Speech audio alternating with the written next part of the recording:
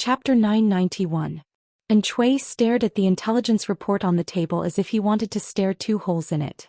The more he read, the angrier he became. He angrily gritted his teeth and glared at her. He slammed his palm heavily on the table. Bang! There was a loud bang. The table shook slightly from the slam and the loud sound pierced the eardrums. The sudden sound shocked everyone and they didn't dare to be distracted. Lu Jing happened to pass by. He heard the commotion in the room and stepped in. He smiled faintly and asked, "What happened? What made you so angry, my lord?" Seeing that it was Lu Jing, and Chui calmed down a little, but there was still anger on his face. Panting heavily, he raised his hand and handed the report to Lu Jing. His face was full of anger. "Look, military counselor. This Yang Tao is too much." Surprise flashed in Lu Jing's eyes, but he didn't show it on his face. He raised his hand and took the bamboo slip and Chui handed him, unfolded it and took a look. "So it's about this." LV Jing skimmed through the contents of the bamboo scroll. His tone carried a hint of understanding. He was not surprised by the contents. He looked up at Chui, who was still angry. Amused, LV Jing asked, "Why are you so angry, my lord?" Chui choked. He didn't expect Lu Jing to react this way. How could he not be angry? An outsider occupied Nanxing's land. If he wasn't angry, would he line the streets to welcome Yang Tao? "Military counselor, you already knew about Yang Tao's plan?" Lu Jing smiled confidently and said, "When the fake emperor escaped from Zhangzhou into Nanxing's territory, I already expected this situation. Most of the feudal lords in Dongqing have grown up. Yang Tao doesn't have a high chance of winning against them, but the risk is high. Yang Tao can't just sit and wait. In comparison, using the fake emperor as an excuse to meddle in Nanxing's territory is less risky." The fake emperor was no match for Yang Tao. After escaping to Nanxing, his days became more and more difficult. If Yang Tao only went for the fake emperor, the weeds at the fake emperor's grave were already as tall as a person. How could he jump around? It was obvious that he was using the fake emperor as an excuse to deliberately encroach on Nanxing's territory. When Chui heard Lu Jing's explanation, he felt a surge of anger in his heart. Of course, this anger wasn't directed at Lu Jing, it was directed at Yang Tao. In Chui's usual way of thinking, Nanxing's territory belonged to the people of Nanxing. If an outsider were to encroach on Nanxing's territory, that would be considered an invasion. What was the difference between Yang Tao's actions and the four factions of Nanman? Who could tolerate the fact that their country had fallen into the hands of outsiders? When he thought up to here, Chui couldn't help but feel heartfelt sorrow. Why was Yang Tao so daring? It was because Nanxing was already destroyed. If the four factions of Nanman had not destroyed Nanxing's country, how could a mere Yang Tao, a mere duke, be able to strut around in Nanxing? Seeing Chui's silence, Lu Jing could more or less guess what was going on. He sighed and said, "My lord, this matter is already a foregone conclusion. Our greatest threat is not Yang Tao. No matter what, Yang Tao was a pure-blooded Han man. It was better for Nanxing to fall into his hands than to be trampled by the four factions of Nanman." Chui pulled himself together and suppressed his grief and indignation. Lu Jing was right. His greatest threat was not Yang Tao, but the four factions of Nanman that had been wreaking havoc in Nanxing. Chui said, "Thank you for your guidance, military counselor. Otherwise, I would have been stuck in a dead end." Lu Jing declined humbly. He could see clearly that although Chui said that he had thought things through, he still disliked Yang Tao's actions. "I have something to discuss with you, my lord." Chui said, "Military counselor, feel free to speak your mind. I will support you with all my might." Lu Jing said, "I wish to send someone to discuss an alliance with Yang Tao." The moment he said this, Chui's expression darkened. "Military counselor, what do you mean?"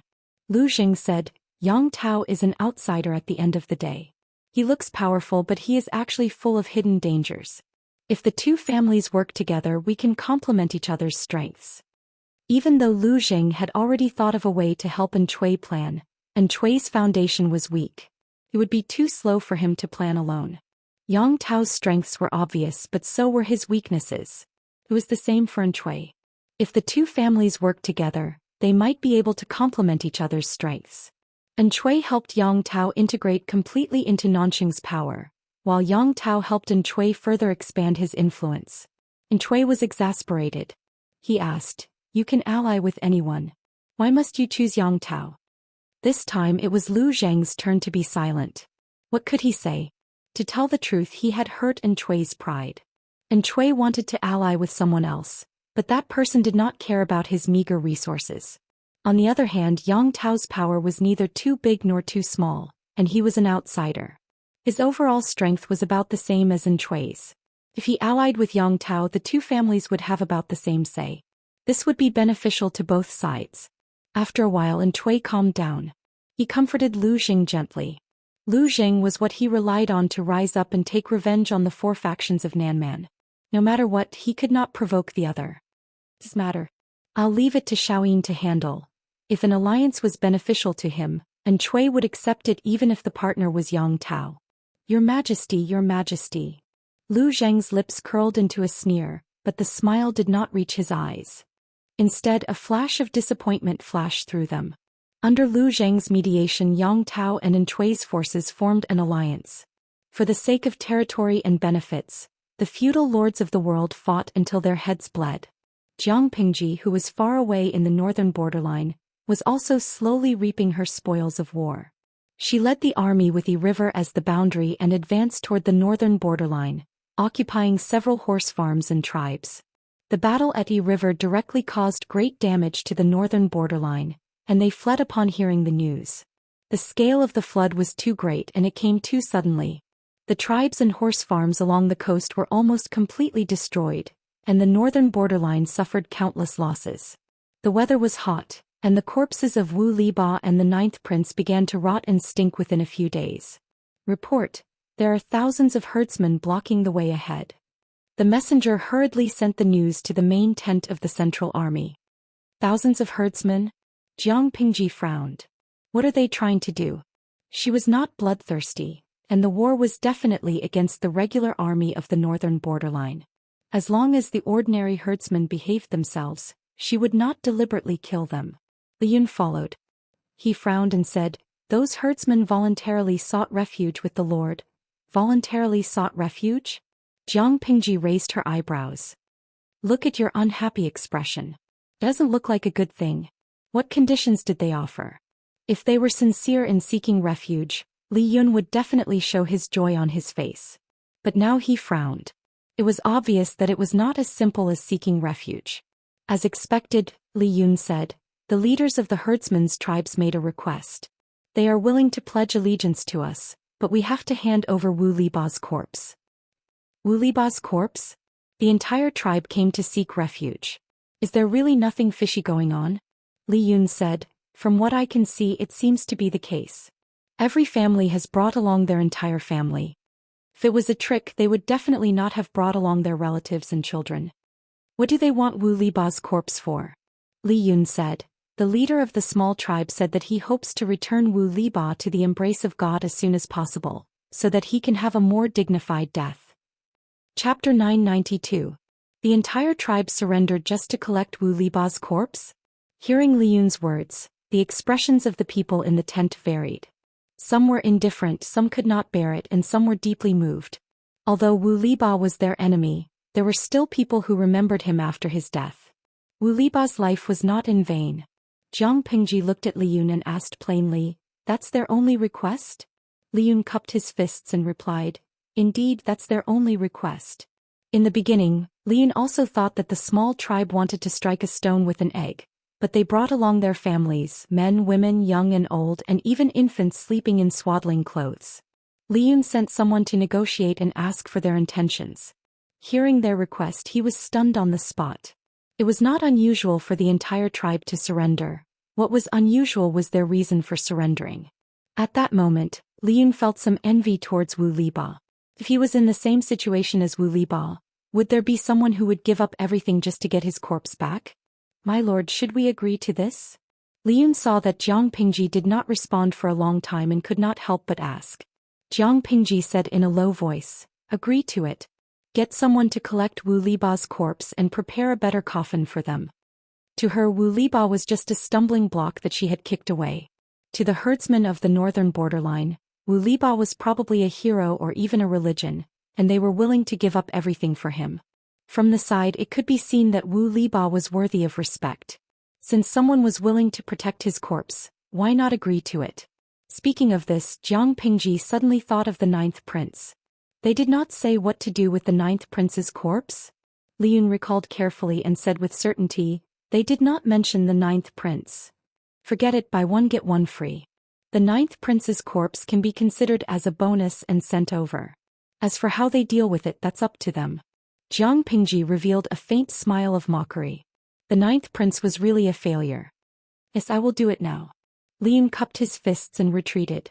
As he walked, his armor made a crisp sound. Li Yun left and the audience regained their senses from this brief interlude. Mantian is a small white cloud. Old Wu's death was not a loss. A tribe was actually willing to surrender for him? Bao Bao Lai Kai Tang. Although Old Wu's death was tragic, there were still people who remembered him after his death, which meant that he was not a failure. Guzi Xiao Yu gone. See, you guys are really sentimental. Don't think this is so good. Maybe this tribe is the streamer's army. Even an idiot would know what the host's reputation in the northern borderline was like. The northern borderline would definitely say that the host was a butcher who killed people like scything flax, threatening the people in their territory.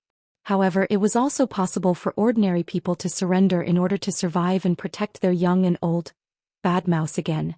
Sigh, am I the only one who feels sorry for the ninth prince? The prince is Liangzi's army. The audience in the streaming room sighed. Some felt that Wu Liba had died a worthy death, some pitied the ninth prince for dying quietly, some reminded Jiang Pingji to be careful of the northern borderline's fake surrender, and some continued to be onlookers. There were too many viewers in the streaming room and there were also too many bullet screens. Jiang Pingji could only block the bullet screens frequently. Li Yun instructed his subordinates to collect Wu Liba's corpse, wipe off the tainted blood, change into clean clothes and then place it in a pitch-black coffin. As for the rotting corpse of the ninth prince, Li Yun ordered someone to pack it up and send it over.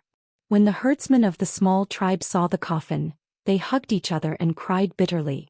Their sobs were filled with endless sorrow. After crying enough, the chief of the tribe took the initiative to surrender, and the herdsmen behind him all performed the northern borderline's ritual of submission. Has the Lord thought about how to settle these people? The tribe was not big. There were no more than 10,000 men and women old and young, but there were about 5,000 young adults. If they were allowed to stay in the main camp, it would be hard to guarantee that they would not turn traitor at the last minute. When the time comes, they would collaborate with the northern borderline from both inside and outside, which would be a disaster instead. Rather than leaving them on the battlefield and becoming a hidden danger, it was better to send them back to Chongzhou and other places in batches. Jiang Pingji had also considered this point. She said, let's leave this matter to Wenzheng. These people surrendered voluntarily, so we can't treat them like ordinary captives. How about this, send someone to register them, then send them to the administrative areas in batches, one household as a unit. That's good too, to prevent any setbacks on the road to victory. Qiguan Rang furrowed his brows. How about this, let them follow the grain team back to Chongzhou. In order to ensure the safety of the grain transportation route, the return journey was different. Letting these herdsmen follow the returning grain team to Chongzhou would not only prevent the exposure of the grain transportation route, but also reduce the expenditure of additional manpower. Before the tribe chose to surrender, they were already prepared for the worst, but in the end, they were told that they would only be sent to the Central Plains. Everyone looked at each other, their tensed nerves finally relaxed. There were even some women from the northern borderline who were carrying their children and secretly cried tears of joy. They carefully placed Wu Liba's corpse in a proper place and managed to arrange a decent funeral. Apart from this small interlude, Jiang Pingji's army advanced like a hot knife through butter, following the Yi River all the way to the north. The northern borderline had a vast territory. Its overall surface area was only 20 to 30% smaller than Dongqing. However, most of the land in the northern borderline was not suitable for human habitation, so the population was not abundant. The number of commoners was only 1/10 of that of Dongqing. The total population was less than 2 million people, which was considered sparse. In the battle between Jiang Pingji and the northern borderline at the Yi River, the number of people who died in the war and those who drowned in the flood had exceeded 150,000. If the people who were captured by Jiang Pingji and those who surrendered voluntarily were included, The total loss of the northern borderline was close to 200,000. This number was shocking and ruthlessly poked the eyeballs of the nobles of the northern borderline. Just thinking about it made their hearts ache. Faced with the approaching enemy, the tribes of the northern borderline had different thoughts. But in the face of disaster, they had no choice but to join forces. Although they had joined forces, they were not on the same page. On the day of the River's flood, Wu Liba led the troops to cover the rear, while the eldest prince and the third prince led the main force to escape. At last count, they had less than 10,000 troops. Even though there were injured soldiers who returned one after another, the total number of troops was only 15,000, and many of them were disabled. They did not have military supplies and rations, and the troops under them did not even have much combat power. In the northern borderline, they could only be considered as the weakest. When the major forces of the northern borderline gathered, they did not even have the right to speak. Instead, they were reduced to minor characters. With the support of Wu Liba, the third prince became the acting king, but this acting king was not recognized by the others. Faced with the pressure of the strong troops, the first thing they thought of was not how to defend against the enemy, but how to squeeze together and elect the acting king. Chapter 993. You're still thinking of fighting for power when the strong army is here? He was just a substitute king. If the northern borderline was gone, the substitute king was nothing. The third prince's words sounded like he was showing off and ridiculing them. Third brother, it's easy for you to say that. You've been a substitute king, so of course you can say that, but we haven't. The third prince had been a substitute king. Although it was only for a few days, he was better than the other brothers. The third prince's face turned green and white, and he almost spat out the blood in his chest. If the teacher was watching from heaven and saw the northern borderline and the scene of internal strife, what would he think? The third prince said, "Aren't you letting Lu Shi take advantage of you?" The other brothers' faces turned cold. Some were dismissive, some secretly rolled their eyes, and some sneered. The meeting ended on a bad note. The prince's military strength was almost equal, and no one could defeat the other with an overwhelming victory. The third prince walked out of the tent in a daze, followed closely by his brother, the fifth prince. "Third brother, don't blame me for my harsh words." The third prince turned his head to look at his younger brother who had tricked him. If the fifth prince had not held him back, perhaps he would have become the king of the northern borderline with the support of Wu Liba. How could the idiot ninth prince have the chance to trap hundreds of thousands of northern borderline warriors? If he had been the king from the beginning, the northern borderline would not have been tricked by Lu Shi. "Say what?" the third prince asked coldly. "We're all father's sons. No one is born lower than anyone else." The fifth prince looked around to make sure no one was around before saying, "If you can be a substitute king, so can others. What right do you have to act like you've worked hard for the northern borderline to scold us brothers?" I know what the other brothers are thinking. They'd rather give it to an outsider than be taken advantage of by their own brothers. The third prince's face turned pale. The fifth prince continued, "You have no supplies and no food now. You're just living under someone else's roof. You'd better behave yourself." With that, the fifth prince walked away with his head held high, feeling unprecedentedly carefree. His third brother studied under Wu Liba. When he interacted with his brothers, he always put on an arrogant look. He had long since found this person an eyesore. Now that he had ruthlessly crushed his spirit, there was no need to mention how carefree he was. In addition to a few princes in the northern borderline, there were also other noble tribes. These people also had a lot of troops in their hands. The princes tried their best to rope in the nobles of the northern borderline to increase their own bargaining chips. In the end, the sixth prince won. After all, the sixth prince's mother's family was the most influential and had the most connections. After his successful victory, the sixth prince decisively reorganized his troops and gathered his advisors to give him advice. The quality of the advisors was uneven and everyone had their own opinions. In addition, the rules of the northern borderline were not strict, so the main tent was as lively as a vegetable market. Some people felt that Jiang Pingji's previous victory over the north borderline was mostly due to luck. There was nothing to be afraid of.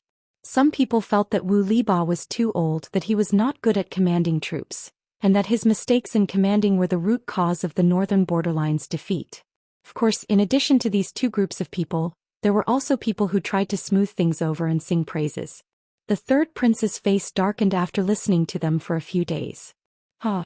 You idiots, If that Lu thief is really so easy to deal with, then I will be here to congratulate you on your early triumphant return." After he finished speaking, the third prince directly flicked his sleeves and left. Seeing that, the first prince, who was standing beside him, also stood up and followed him. "Third prince, aren't you giving others a handle by saying this?" The first prince was exasperated and hurriedly stopped the third prince. Seeing that the person who came was the first prince, the third prince's expression softened slightly. It was probably because the two of them had gone through life and death together, so their relationship was better than before. "What do you mean by giving others a handle?" "I'm just speaking the truth. They underestimated that Lu thief, and sooner or later they will suffer a great loss." As the third prince said this, he could not help but think of his teacher who had taught him. His eyes became slightly wet. These people are really going to waste teacher's efforts. The first prince chose to remain silent. Compared to his few arrogant and unrestrained brothers, the first prince trusted the third prince's brains more. If the third prince's brains were not good, why did Wu Liba choose the third prince out of the 9 sons of the king of the northern borderline? What should we do? Watch them make mistakes? The first prince could not help but frown. He still had some self-awareness. He and the interests of the northern borderline were tied together. If the northern borderline prospered, he would be fine. If the northern borderline was unlucky, he would also be finished. If the northern borderline perished, Jiang Pingji would not let him off. The sixth prince is easily persuaded.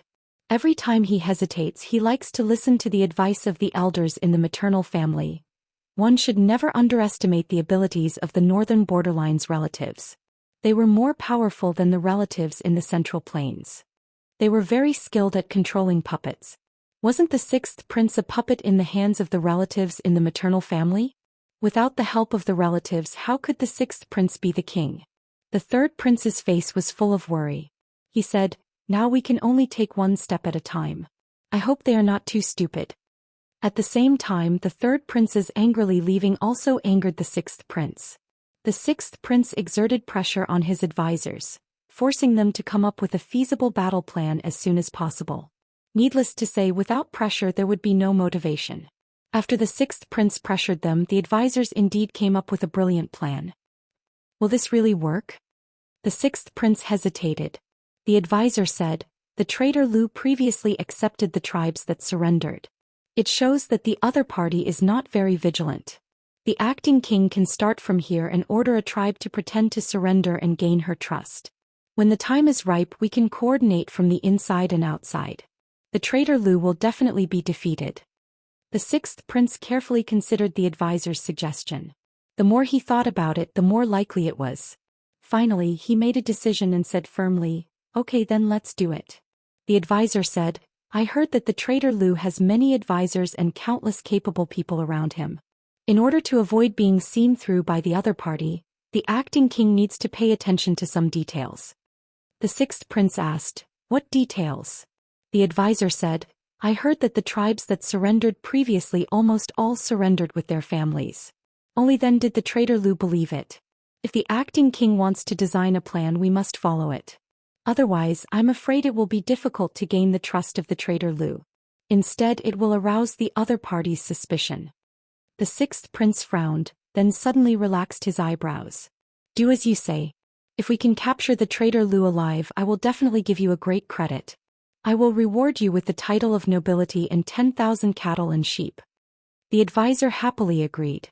The third prince knew the sixth prince's plan and was a little surprised. It's not that they are completely brainless. The third prince thought about it. The feasibility of this plan was very high. Jiang Pingji had already accepted the tribes that surrendered, so her vigilance had already been lowered. At this time, if another tribe surrendered, she would not get to the bottom of it. She might be able to fool them. Chapter 994. The advisor was encouraged by the sixth prince. He thought quickly and suddenly came up with another plan. "Acting king, I heard that Lu Xi is the eldest legitimate daughter and not the only one. Lu Xi has a son of a concubine." The advisor quickly thought of a plan to sow discord in his heart. He said, "The Han family of the Central Plain has always despised women. Even if there are no sons in the family business will be passed on to the stepson and not to the daughter. No matter how capable Lu Xi is, she is still an unmarried daughter. A married daughter is like spilled water. If she is married, she will belong to the groom's family. If she returns to the bride's family, she will be a guest. The Han family of the Central Plain does not have the habit of handing over the inheritance of their ancestors to women. No matter how capable a woman is, it will be a man who inherits the family business. Otherwise, it will be a dead family. The sixth prince was a little confused. He quickly asked, "What do you mean?" The advisor said, "Acting king, no matter how good Lu Xi is at war, Lu Xi is still alive. In the words of the Han family of the Central Plain, filial piety can crush her. She is just an unmarried daughter. No matter how much she earns, it will be a wedding dress for the concubine's son in the future." The sixth prince nodded as he listened. He faintly pondered. "You mean, to sow discord between Lu Xi and her brother? Why not let her brother compete with her?" Jiang Pingji had not relied on her family background or connections to get to where she was today. In other words, she had built such a large territory from scratch. If she was forced by Lu Xi to hand over everything she earned to her brother because she was a woman, how could she not feel resentful? From the perspective of the brother, it was reasonable for him to take everything from his legitimate sister because he was the one who would carry on the bloodline of the Lu family. Everything that his unmarried sister had fought for should belong to him. If Jiang Pingji was unwilling to hand it over, it would be robbery to her brother. The advisor nodded solemnly and patted the other party's horse until it was comfortable. "The acting king is wise. That is exactly what I mean." The advisor smiled. If there is trouble in the rear, Lu Xi will naturally not care about the front line. If he could not care about the front line, it was naturally impossible for him to find out that there was something fishy about the tribe that pretended to surrender. The sixth prince nodded and looked as if he had a sudden realization. "Then this matter. I will leave it to you. Be sure to do it properly." The sixth prince was a typical man of the northern borderline. His brain was filled with muscles. He respected strength and advocated the supremacy of violence. No with a brain, no with his fists, no with his fists. As long as he had the power, there would be people to plan for him.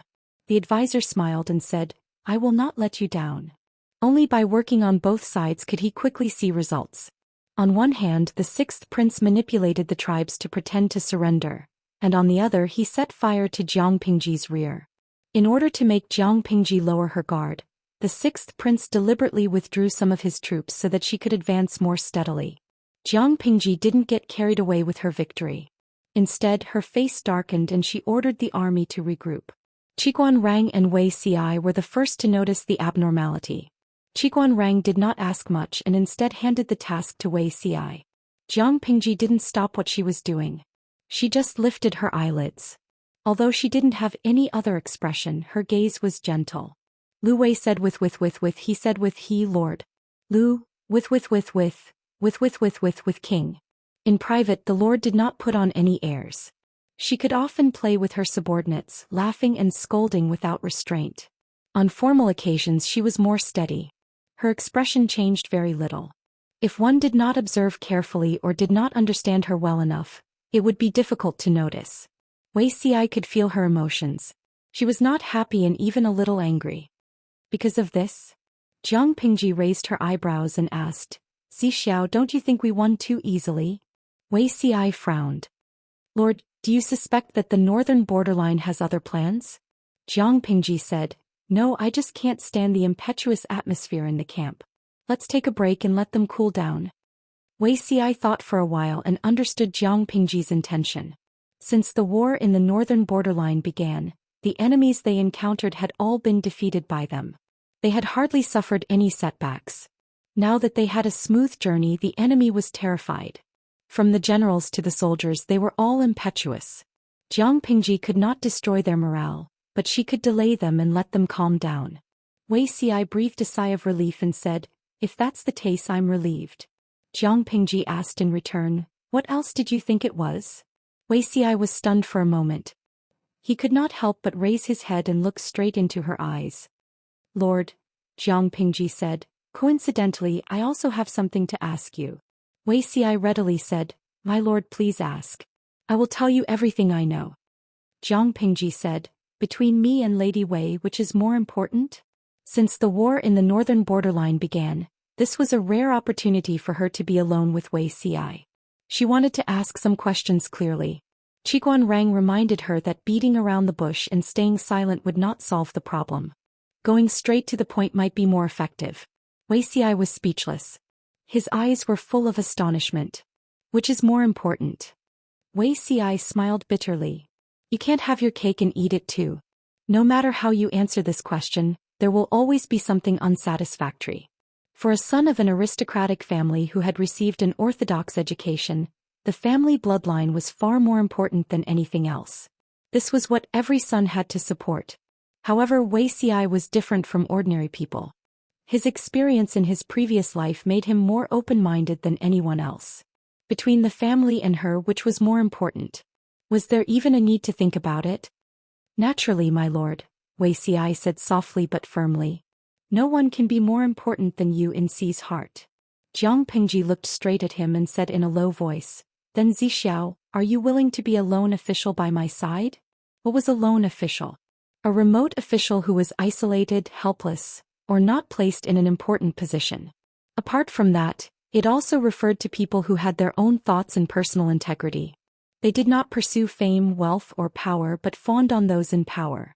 Jiang Pingji asked him if he was willing to be a lone official by her side. Her meaning was already very clear.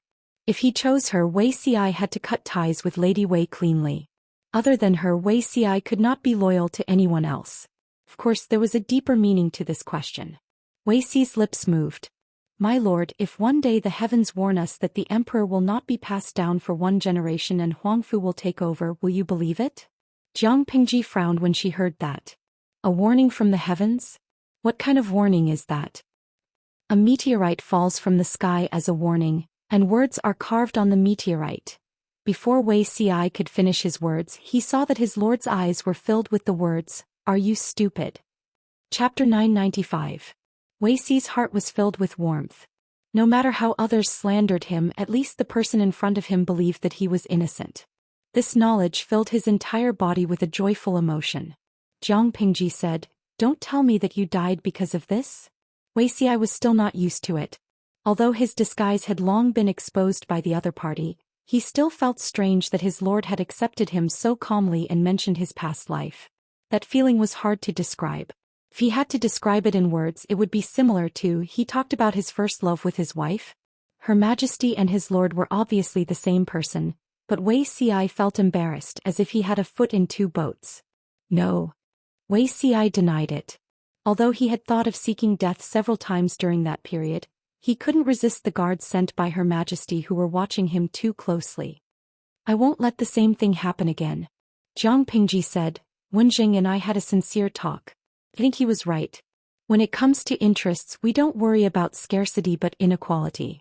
If you were in such an embarrassing situation, it can only be said that Jiang Pingji was too negligent and incompetent.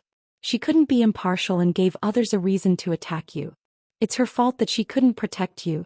Wuxia said decisively, No, Her Majesty did a good job.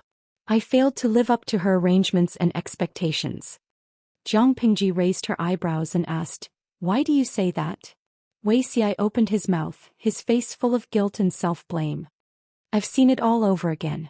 I've seen many things clearly. I'm responsible for the meteorite warning. In his previous life, Her Majesty wasn't biased. He was just too stupid to see his identity and situation clearly. Although it wasn't made public, Wuxia often stayed in the palace at night. His relationship with Her Majesty, even if they hid it well and most people didn't know, how could Qiguan Rang and Fengzhen not guess? These counselors were demons who could walk and were difficult to deal with. They knew but didn't say it. They probably chose to tacitly agree. Her Majesty was impartial and the important court officials chose to tacitly support her. It should have been a balanced situation. But Wuxia did something stupid. Wuxia had just been reminded of this stupid thing. The key was the Wei family. He didn't have a deep relationship with the Wei family, but he didn't cut ties with them. Knowing that the Wei family was in dire straits, he also tried to find ways to support the family. Although it was said that Wuxia was supporting them, he did not use his connections for favoritism. Instead, he let the clan choose many moldable talents and after teaching them well, he recommended them to Her Majesty. As long as the imperial court had something to rely on, it was only a matter of time before the Wei family flourished. He did not touch anything else. The Wei clan had declined because of the war, but the clan's foundation was still there and there were many talents. All they needed was an opportunity, and the Wei family would return to the ranks of the top aristocratic families. For a time the Wei family was in the limelight. Wei Ci was recommending talents for the good of His Majesty. He had strictly monitored these talents and they were able to withstand the test of great storms and waves. In the eyes of the other aristocratic families, this was not a good sign. Wasn't Wei Ci helping the Wei clan to nurture the power of his relatives? When His Majesty passed away, would he support a child with his bloodline to ascend the throne and control the court? On a more sinister note, it was not impossible to kill the young emperor and ascend to the throne himself. It was no wonder that not only were the aristocratic families involved in the matter of the meteorite, but there were also important ministers and confidants whom His Majesty trusted. From His Majesty's point of view, even the important ministers could not tolerate Wei Ci. Thinking of this, his back was drenched in cold sweat. His Majesty trusts you, let me trust you this once. Wei Zixiao, control your hand. Don't extend it too far. Otherwise don't blame me for chopping it off. Others did not know Jiang Pingji's background, so they did not know that the meteorite warning did not work in front of her. But if it were another emperor, not only would Wei Ci die, but the entire Wei family would also be buried with him. When he thought of all this, Wei Ci's face became ghastly pale. While he was lost in thought, someone poked him between his eyebrows with a finger. Soon a red mark appeared. Wei Ci's soul returned to his body, and he raised his hand to touch between his eyebrows. Have you come back to your senses? Jiang Pingji said calmly. Anyway, everything is in the past. Don't repeat the same mistakes. Wei Ci's heart was filled with a myriad of emotions. He looked at Jiang Pingji with endless affection. Ci and the Wei family will never have any contact in this lifetime, Wei Ci said. If I go against this vow, I know. You don't have to swear. Jiang Pingji smiled. She said, as long as you remember it. Wei Ci could not help but swallow his unfinished words back into his stomach. Now that he looked back, he realized that many things could have been avoided, but he did not realize it because he was involved.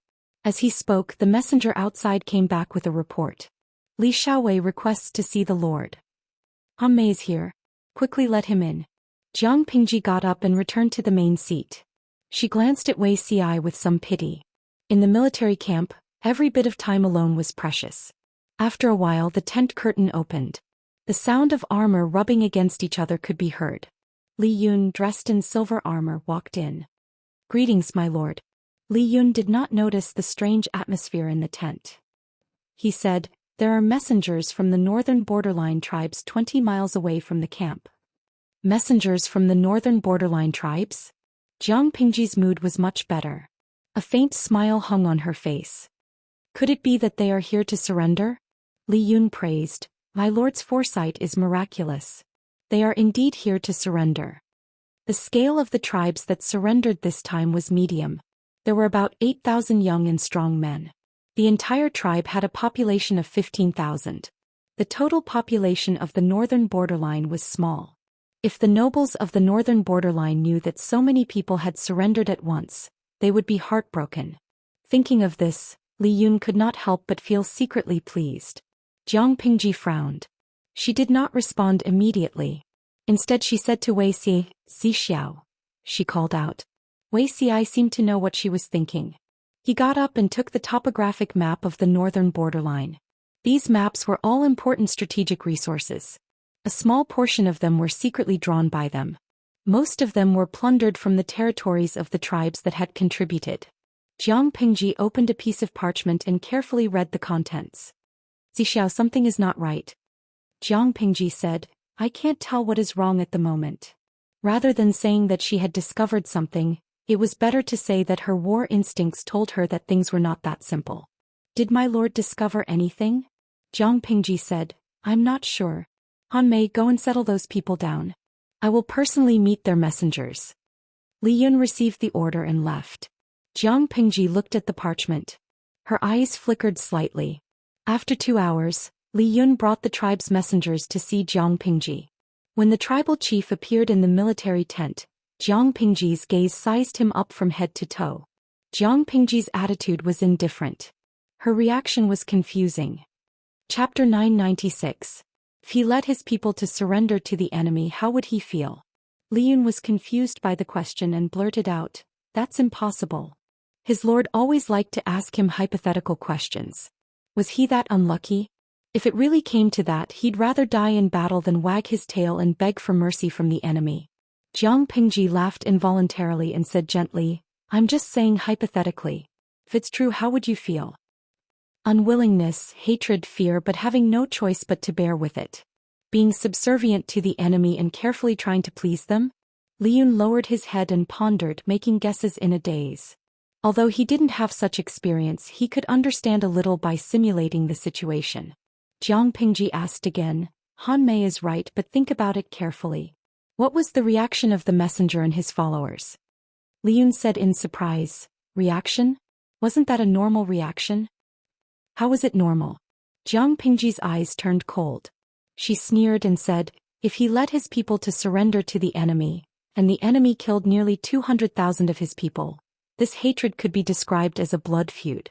Even if he had to lower his head in order to survive, he wouldn't feel a sense of belonging and approval in his heart. But that person was different. His reaction and that of his followers were very interesting." Li Yun wanted to scratch his ears and cheeks. He didn't see any difference at all. Jiang Pingji said, "One of his followers was trembling with fear. On the way here he was so distracted that he stepped into a rabbit pit and fell, so his trousers were dyed with a few strands of white fur. His boots, trousers and sleeves all had traces of mud. Although it was a simple pat, it still left traces. After entering the main tent, that person kept his head lowered and his shoulders shrunk, but his hands were tightly clamped to the sides of his body. On one hand, he was afraid of my fierce reputation in the northern borderline. On the other hand, he hated me, but he couldn't make a move." The follower's reaction was more normal and within a reasonable range. This follower showed hatred, but the other followers were timid. The fear in their hearts was greater than the hatred. On the other hand, the tribal messenger's reaction could be said to be interesting. Before meeting me, he ate roasted lamb, drank horse milk wine, and slept with beautiful women, so the smell on his body was a little strong. From this, it could be seen that the other party was in a rather relaxed mood. His attitude was very calm, and he did not have any of the emotions that Hami had mentioned. When he saw me, he seemed to be very respectful and fearful, but that kind of respect was too fake and perfunctory. No matter what, Jiang Pingji was someone who had climbed up from the bottom to the top. She was all too familiar with such perfunctory tactics. Li Yun hesitated for a moment, then said hesitantly, "If it's just a perfunctory answer, it seems reasonable." Those who represented the tribe to surrender to Jiang Pingji must be the higher-ups of the tribe who had a higher status. Even if he had no choice but to surrender to the enemy due to the situation, he still didn't approve of it in his heart. Therefore, perfunctory was still acceptable. Jiang Pingji said, "However, when a fearful follower and a fearless messenger are placed together, it doesn't make sense." Li Yun suddenly thought of something and a strange feeling flashed in his heart. "My lord, you mean, they are pretending to surrender?" If the people who came to surrender had nothing to fear, his lord would probably just beat them up and see what would happen on the battlefield. Surrender my ass without any sincerity. If the people who came to surrender were all trembling with fear, afraid that they would meet a new superior who would kill people like flies, this reaction was the most normal. To be honest, his lord's reputation in the north borderline was so fierce that it could stop children from crying at night. However, in reality, the leader of the messenger and his followers had completely different attitudes. The former ate meat, drank wine, and slept with women. How was it a humiliating surrender? What did this mean? It meant that there was something fishy going on. No matter what it was, they couldn't let their guard down. In a place like the battlefield, pretending to surrender has been tried and tested many times. Why is it impossible? Jiang Pingji's eyes carried a hint of coldness. She said, "But it's still too early to say this. First, send someone to secretly watch them. Once there's any abnormal movement, report back immediately. Don't alarm them." Li Yun accepted the order and retreated. Wei Ci, who was at the side, didn't leave. Instead, he looked at her with a strange gaze. "Why are you looking at me like that?" Jiang Pingji walked forward and sat beside him. "Can you see anything after looking at me for so long?" Wei Ci smiled. "Nothing, I just suddenly thought of something." Jiang Pingji raised her eyebrows and chuckled. What's so fascinating about it? Ever since I met you, my lord, no one has been able to hide anything from you. Whether it was a fake surrender or other deceptive means in Wei Xi's memory, it seemed that no one could hide anything from her. Was it because she was too vigilant, or had she never trusted anyone from the bottom of her heart? He was so worried about gains and losses in his previous life. Other than having a sensitive and thoughtful personality, another important reason was that he didn't feel much trust from Her Majesty. That feeling was hard to describe, but he really felt that there was an insurmountable gap between him and Her Majesty. If people in his previous life knew about this, they would definitely say that he was talking nonsense. How could Her Majesty be suspicious? If Her Majesty was suspicious, how could she tolerate Wei Xi? When a meteorite fell from the sky, which person in power wouldn't have the intention to kill?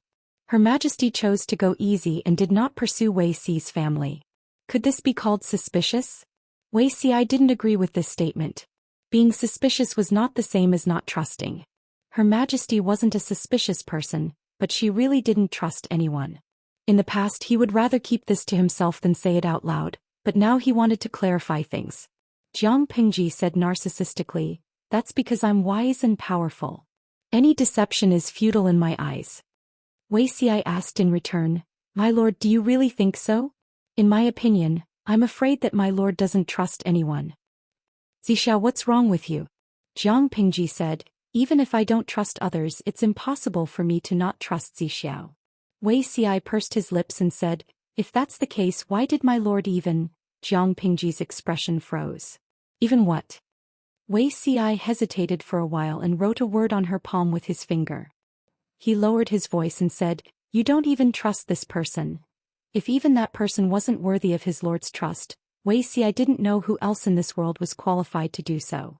"Xixiao, I'm very happy that you were able to get the answer," Jiang Pingji said. Jiang Pingji said, "I know where you come from. Based on your intelligence, you probably suspect my identity.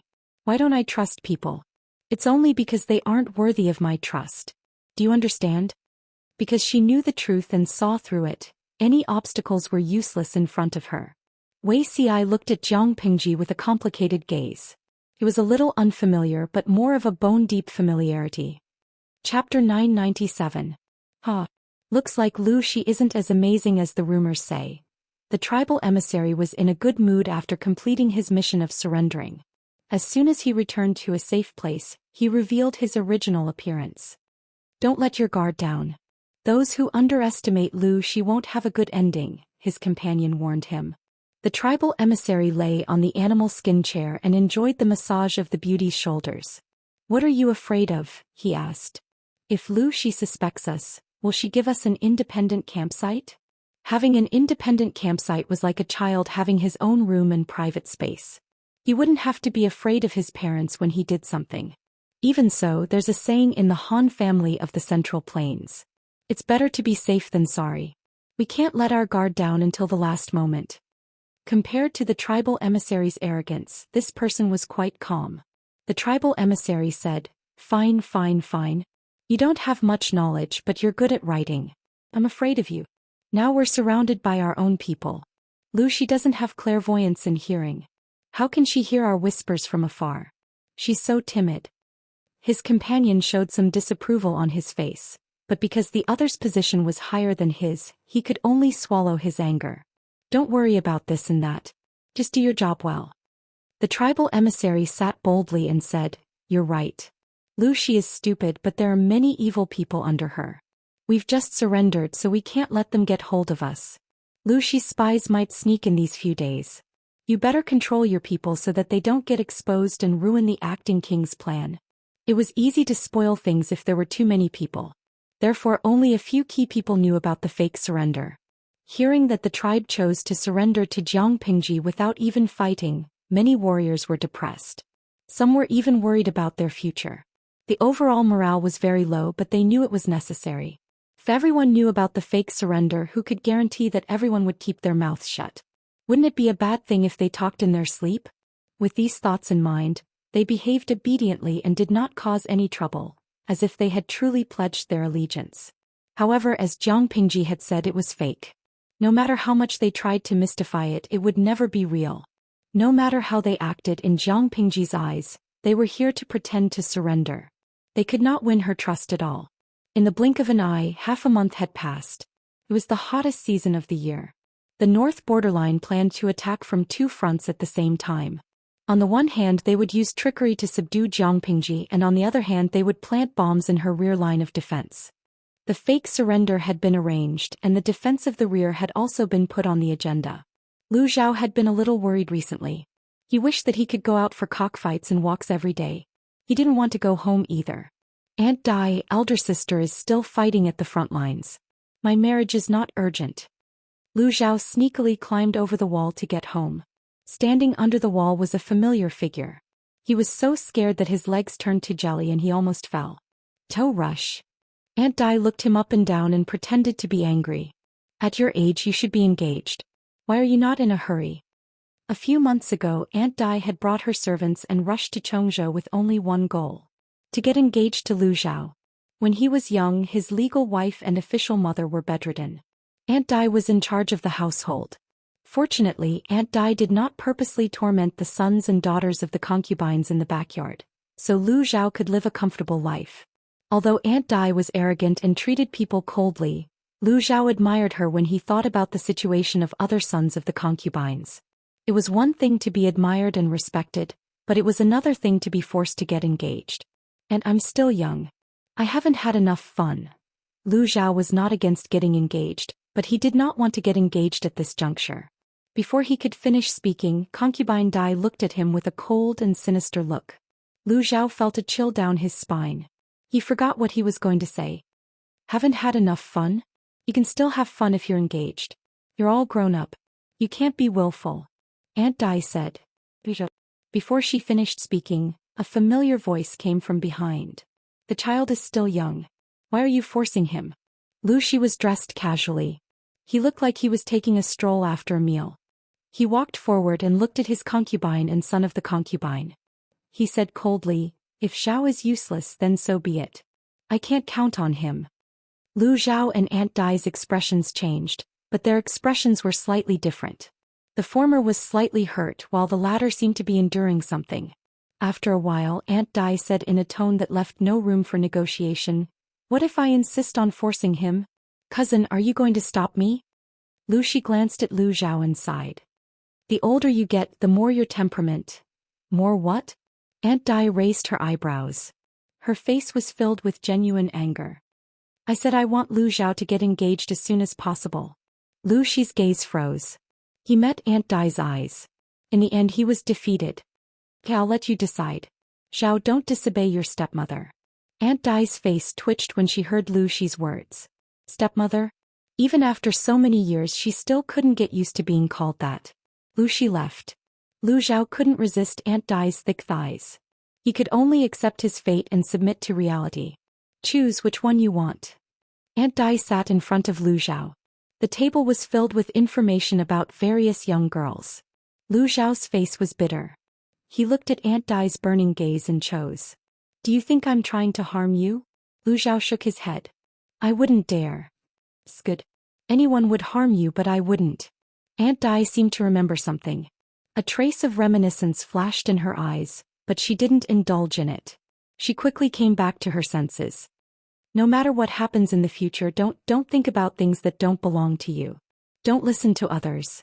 That will bring you disaster. You are your mother's only remaining child. You are her only obsession before she died. If you're gone, how sad will she be when she finds out? Be smart and don't be used by others. Used by others? By who? Lu Zhao's expression didn't change, but his mind turned. I promised your mother that I would protect you. You can't do anything to disappoint her. Do you understand? Lu Zhao's heart was filled with an indescribable emotion. Aunt Dai said, hurry up and choose. Don't waste time. Lu Zhao said, what are you worried about, Aunt Dai?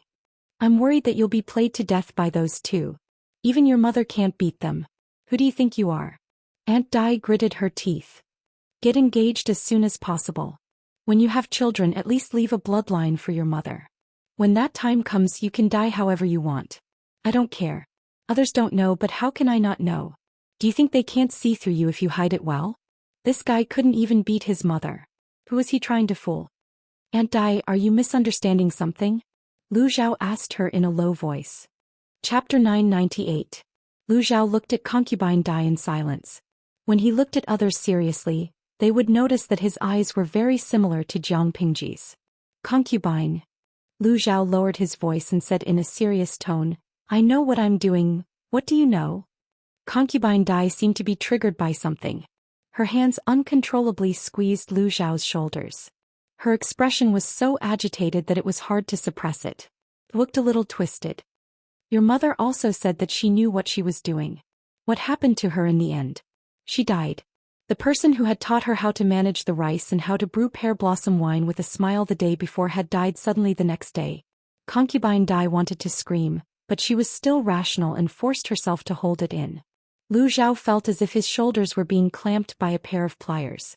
He was in so much pain that tears were coming out, but he stubbornly did not make a sound. Concubine Dai held it in and forced herself to calm down. Look at your reaction. You must have found out the truth from some channel, right? Lu Zhao hesitated and nodded after a while. That person told me.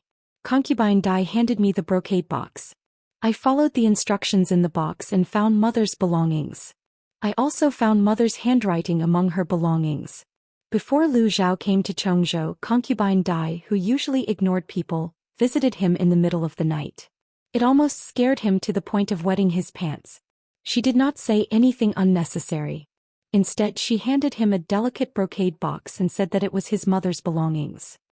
Look at it secretly. No matter what is inside, you must keep your mouth shut. No one can tell. That was what concubine Dai had told him. Lu Zhao was suspicious, but he could not resist the temptation of curiosity. He finally opened the brocade box quietly. There was a strange-looking key and a neatly folded piece of paper with yellowed edges. A map was drawn on the paper. Lu Zhao avoided everyone and sneaked to the place indicated on the map. He found a treasure that was enough for a normal person to live a comfortable life. However, the gold and silver were not important. What was important was the belongings left behind by his birth mother. Ever since Lu Zhao had memories, he had always thought that he was the lowliest son of a concubine. His mother was lowly and his father treated him coldly. It was already a miracle that he could make a living in the Lu residence. However, the relic of his birth mother had subverted his previous understanding. Don't believe that bastard's words. Concubine Dai said decisively. Don't believe anything that man says. If you really can't make a decision, you can trust Lanting. Trust Lanting. Even if you are ignorant and incompetent, you will at least be a carefree prince in the future. Lu Zhao's face turned red. He really hadn't thought that far ahead. He was used to being a coward and was used to living a comfortable life. He only wanted to set up a trap to protect the people he wanted to protect. That's what Mother wrote in her diary. Sister is absolutely trustworthy. Lu Zhao seemed to have thought of something and added, and you. When concubine Dai heard this, she was stunned. Her beautiful face was filled with sorrow and her eyes seemed to be weeping silently. Did she really say that? Under concubine Dai's passionate gaze, Lu Zhao nodded with difficulty. Yes, that's what Mother said. Humph, at least she has a conscience. Concubine Dai snorted lightly, but the corners of her mouth could not help but rise slightly. I just don't understand. Why does concubine Dai want me to get married as soon as possible? Lu Zhao was still depressed when he thought about it. He was being forced to get married. He was speechless. Get married as soon as possible and leave the family as soon as possible.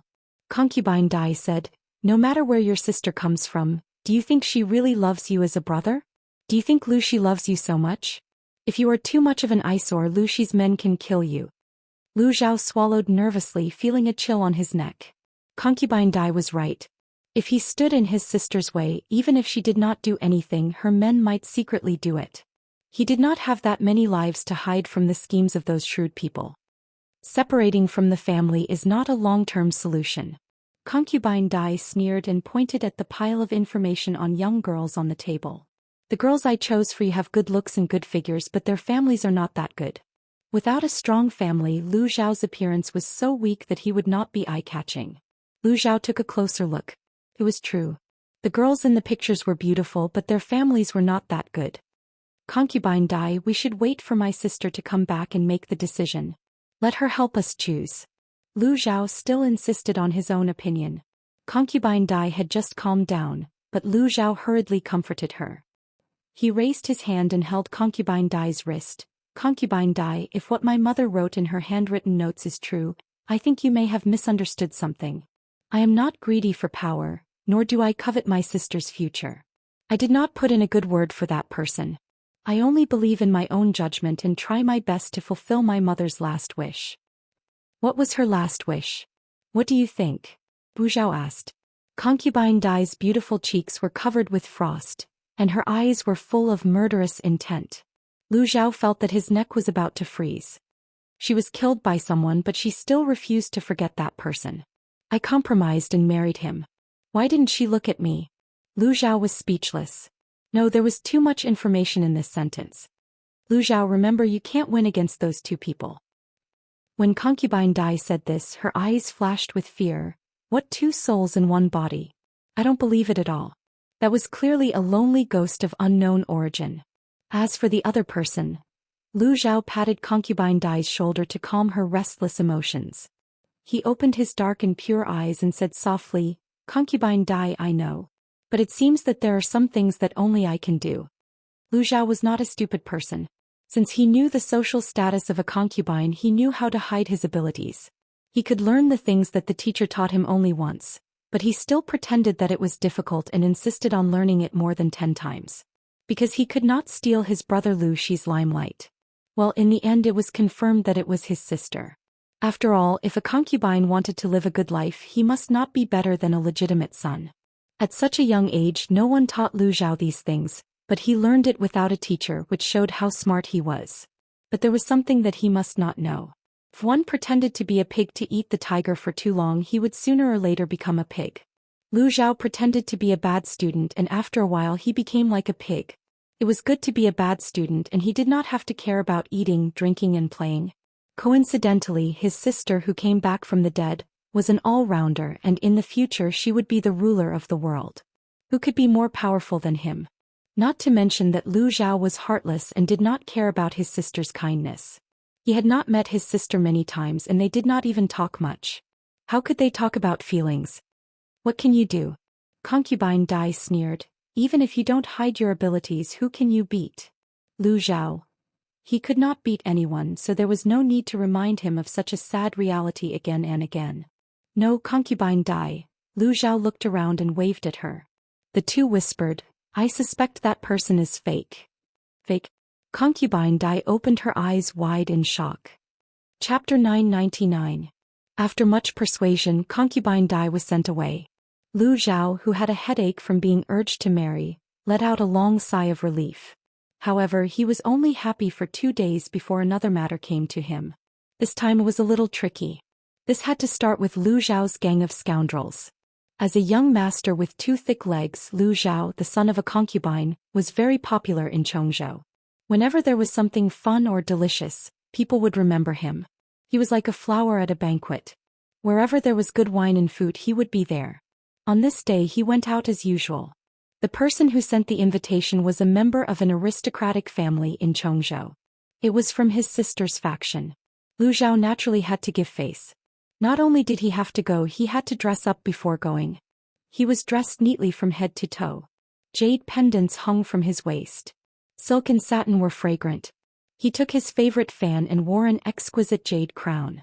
Like a butterfly he flew out.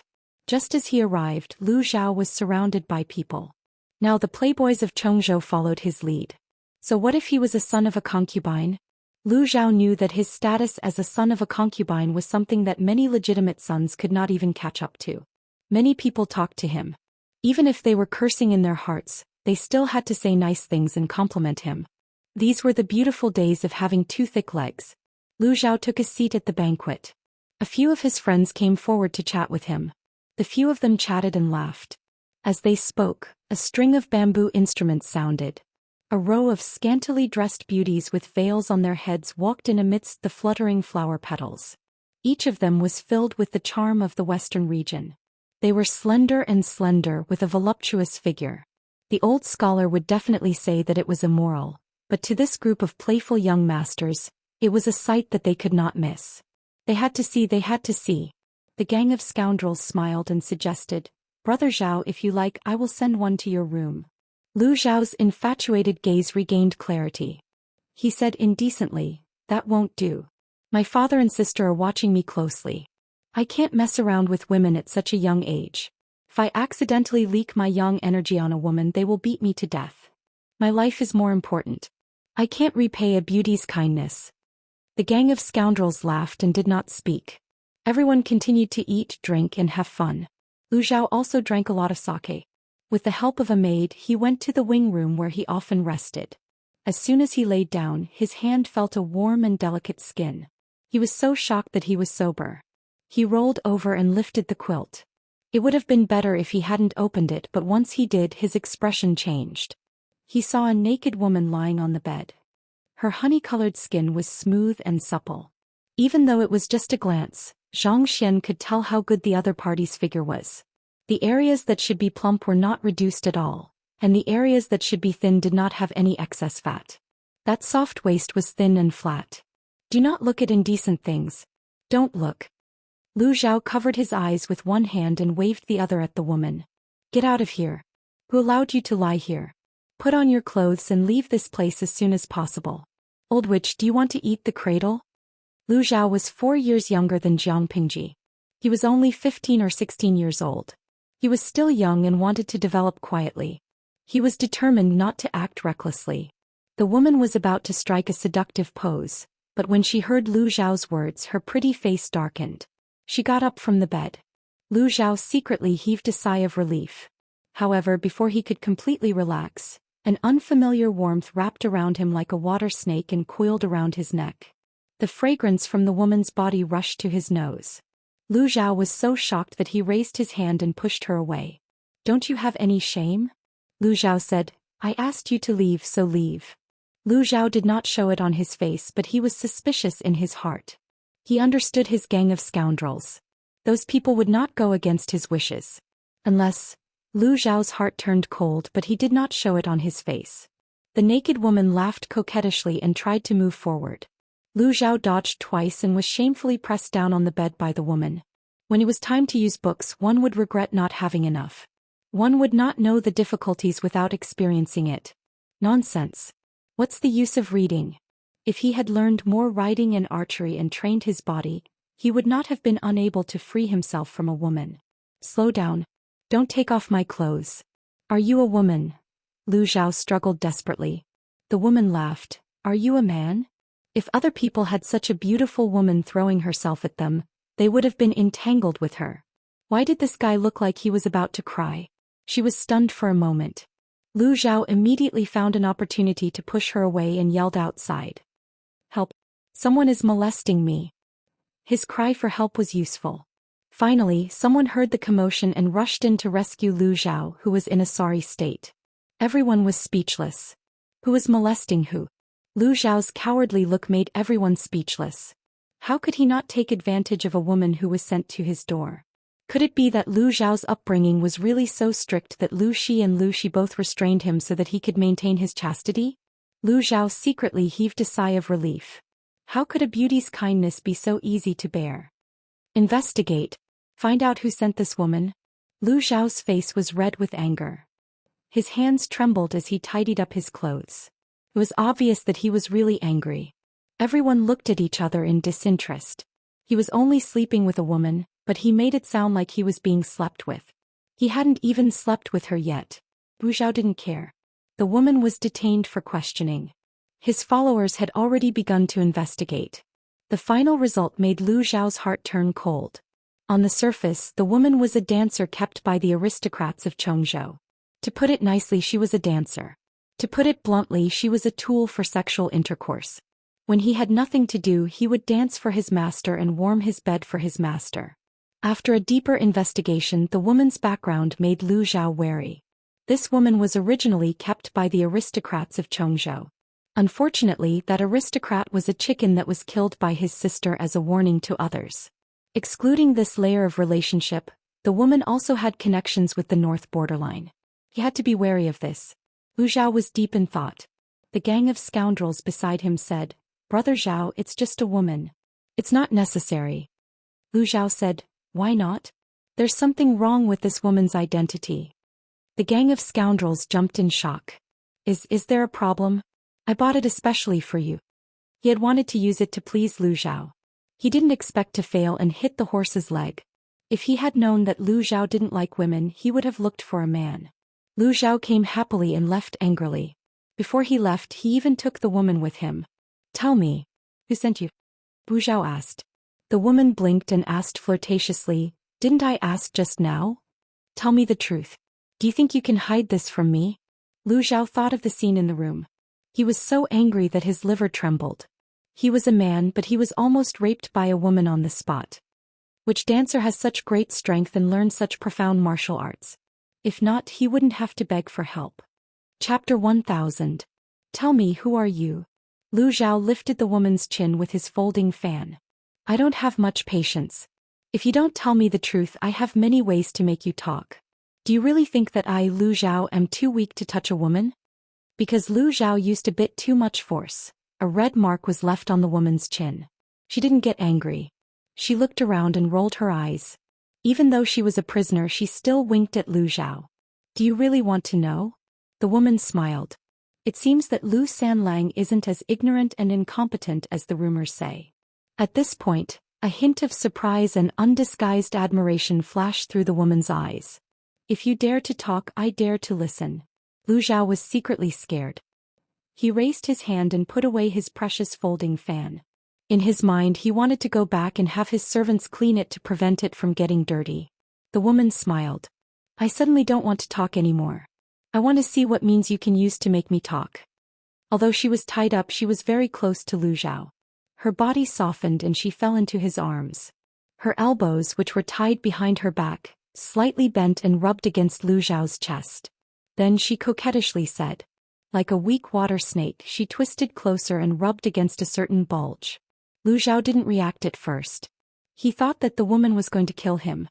When the woman rubbed against him with her full buttocks, the young man who didn't know what was going on instantly blushed. He slapped her face to the side with his fan and shouted angrily, You woman, do you have any shame? I've never seen anyone more promiscuous than you in my life. The woman was stunned by Lu Zhao's slap. Her beautiful face twisted for a moment. However, she was very patient and changed her strategy in an instant. She let out a soft moan and her voice was full of twists and turns. Langjun, you made me feel so good. Again, Lu Zhao's face turned red and green. The woman's shamelessness was far beyond his imagination. Do you really think that I don't hit women? Lu Zhao saw that the other party was wriggling towards him and quickly lifted his leg to kick him away. He dodged and said, If you continue like this, I'll immediately send someone to tie you up and send you to my sister. I can even use you to reward the soldiers. The woman's face changed when she heard this. The smile on her face disappeared. Lu Sanlang, you're such a coward. The woman struggled to sit up. Most of the thin clothes she was wrapped in had fallen off due to the struggle just now, revealing a large area of her white flesh. She didn't mind her appearance and instead looked at Lu Zhao with a sneer. Lu, she is just a woman. In the end, she will still have to marry. The Lu family business will be inherited by you in the end. Are you willing to submit to others? He was bullied by a prostitute outside, and this person actually wanted to pack up the trouble and let his elder sister deal with it. Could he be more useless? Lu Zhao found a safe distance to ensure that the other party wouldn't pounce on him. Only then did he slowly calm down. Why would I not? Lu Zhao squinted. His black eyes flashed with a hint of fierceness. The woman in front of him must have been ordered to instigate him and his sister. He thought for a moment and smiled. Do you know how much my monthly salary is? Do you know how much the brocade satin, the fragrant pouch, the agate bracelet and all these miscellaneous things are worth? The woman was confused by Lu Zhao's unreasonable answer. Vapist one. If you use your body to earn money, you can earn it for at least 3 to 5 years, right? Lu Zhao smiled wickedly. The woman's face suddenly turned pale. He continued, I don't need to do anything. As long as I live a simple life, my identity can bring me endless wealth and a superior status. Why should I give up a good life and be stupid enough to fight for power with my sister? The woman widened her eyes in shock. This was completely different from the script. It's not that I want to criticize you, but you think too highly of me. The only advantage I have over my sister is that I have more meat. Lu Xiao pointed at the spot a few inches below her navel with her slender fingers, which were obviously from a pampered lifestyle. That sister of mine, she's really ruthless when she wants to be ruthless. Believe me, if she really wants to cripple me, maybe I'll have to bear the pain of separating my flesh from me. Although Jiang Pingji didn't act too tough and ruthless in front of Lu Xiao, he wasn't stupid. How could he not guess?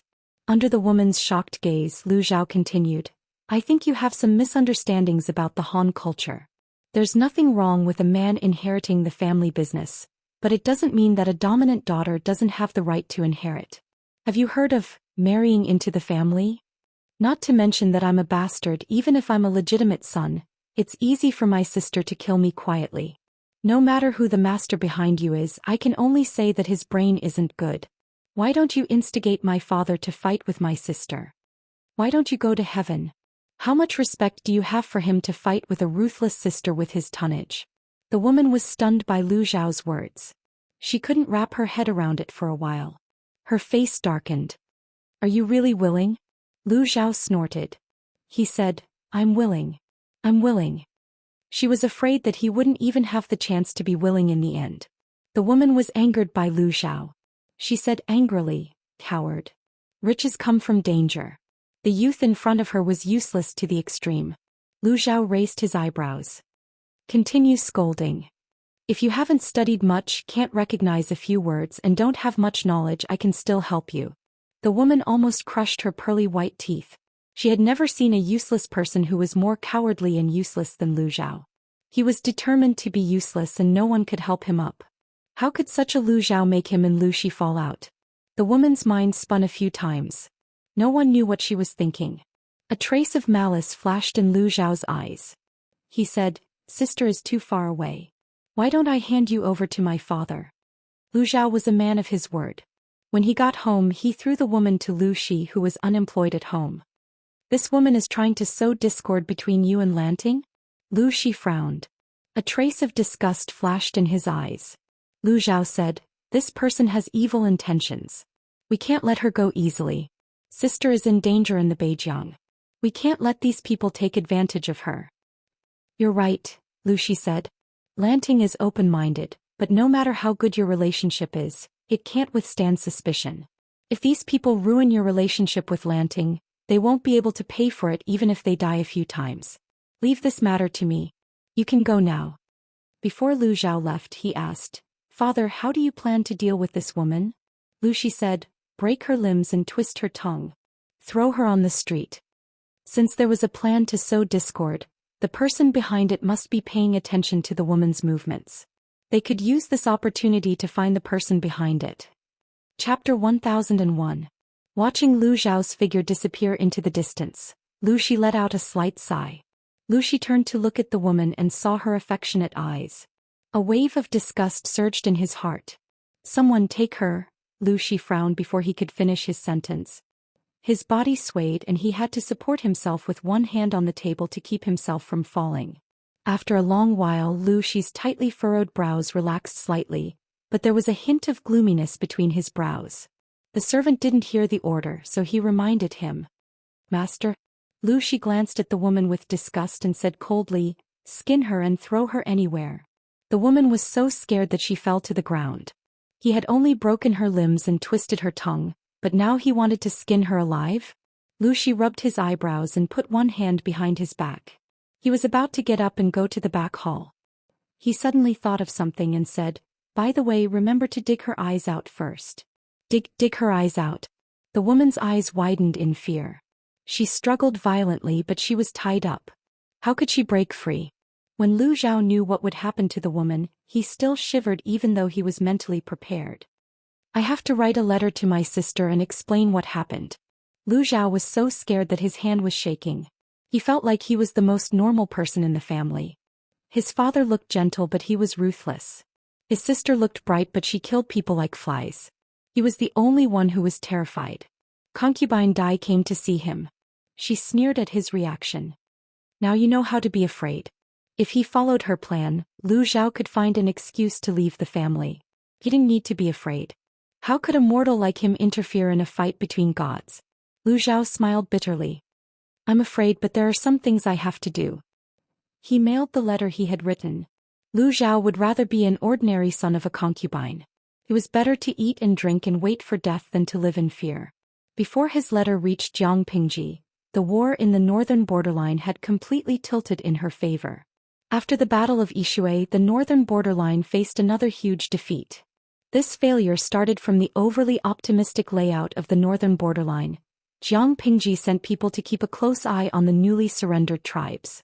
As expected, she found many strange things. She could basically confirm that they had pretended to surrender. When Li Yun found out the truth, he clenched his fists in anger and took the initiative to volunteer. If he didn't beat up these sons of bitches so badly that even their grandmother wouldn't recognize them, he, Li Yun, would write his name backwards. Fu Wang was rather tempted. He had been holding back a little too much recently.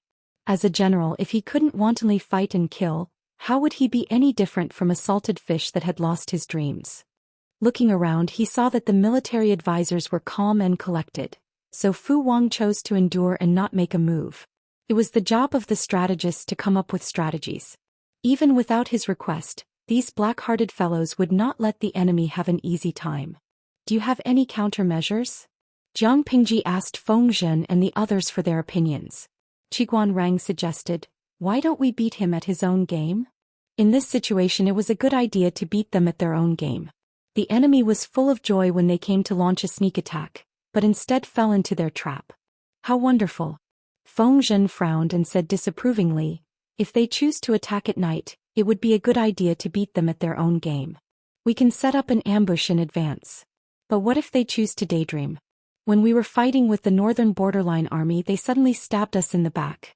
The situation was already chaotic. The northern border's cowards who pretended to surrender rose up from the rear. Our main force could not take care of both the front and the rear.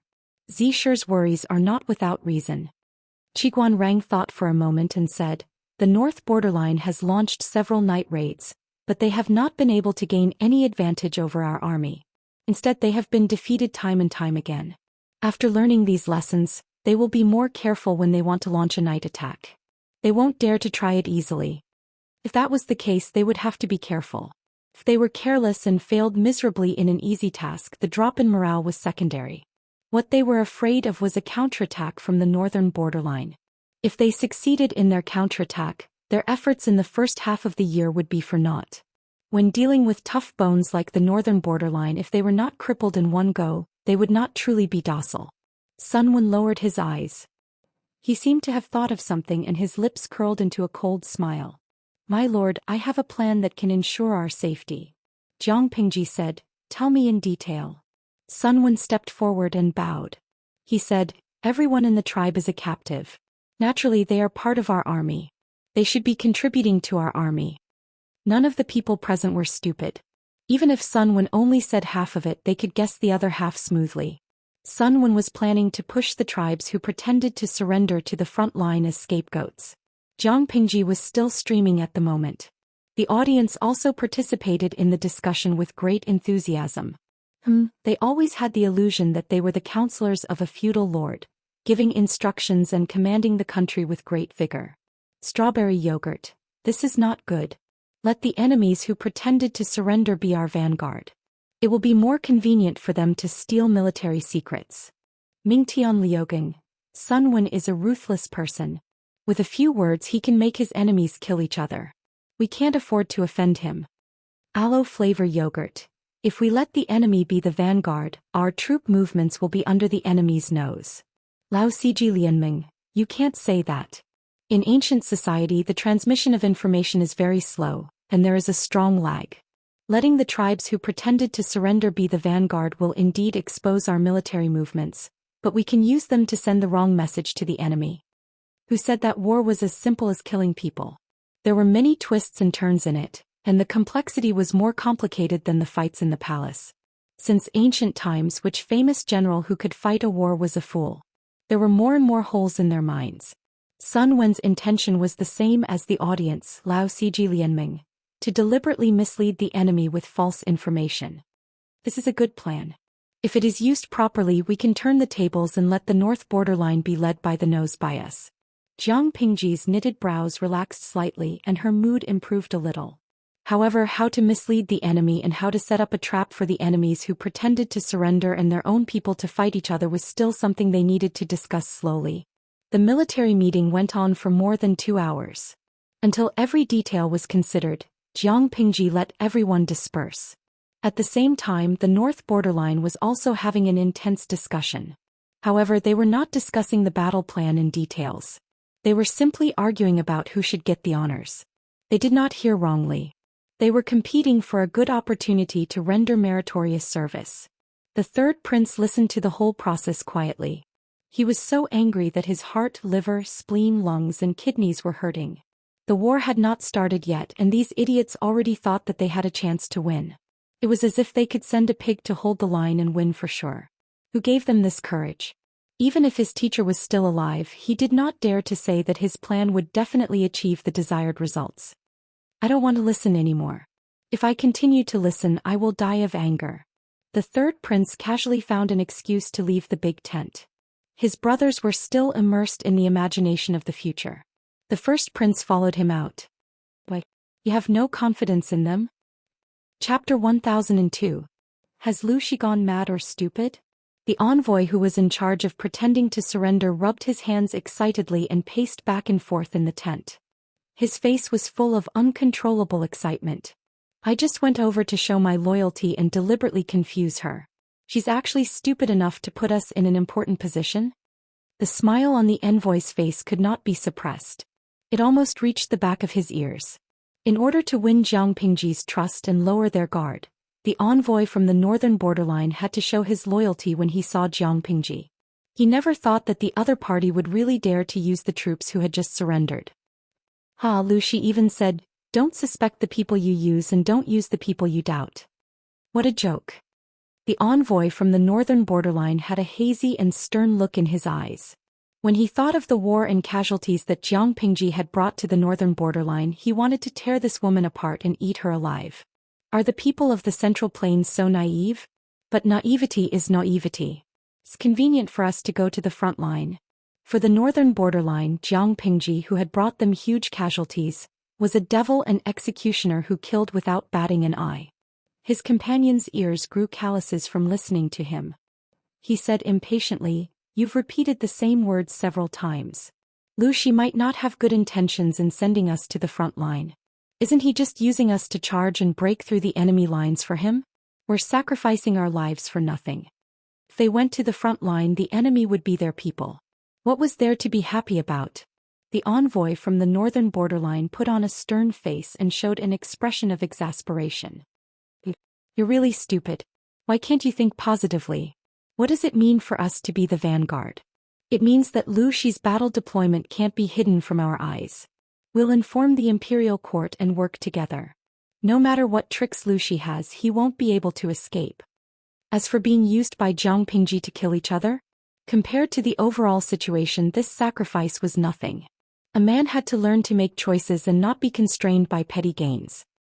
His companion sneered and said, "I don't know about other things, but I know that Lu Shi is a sinister and cunning person. How can he easily trust the enemy who has just surrendered?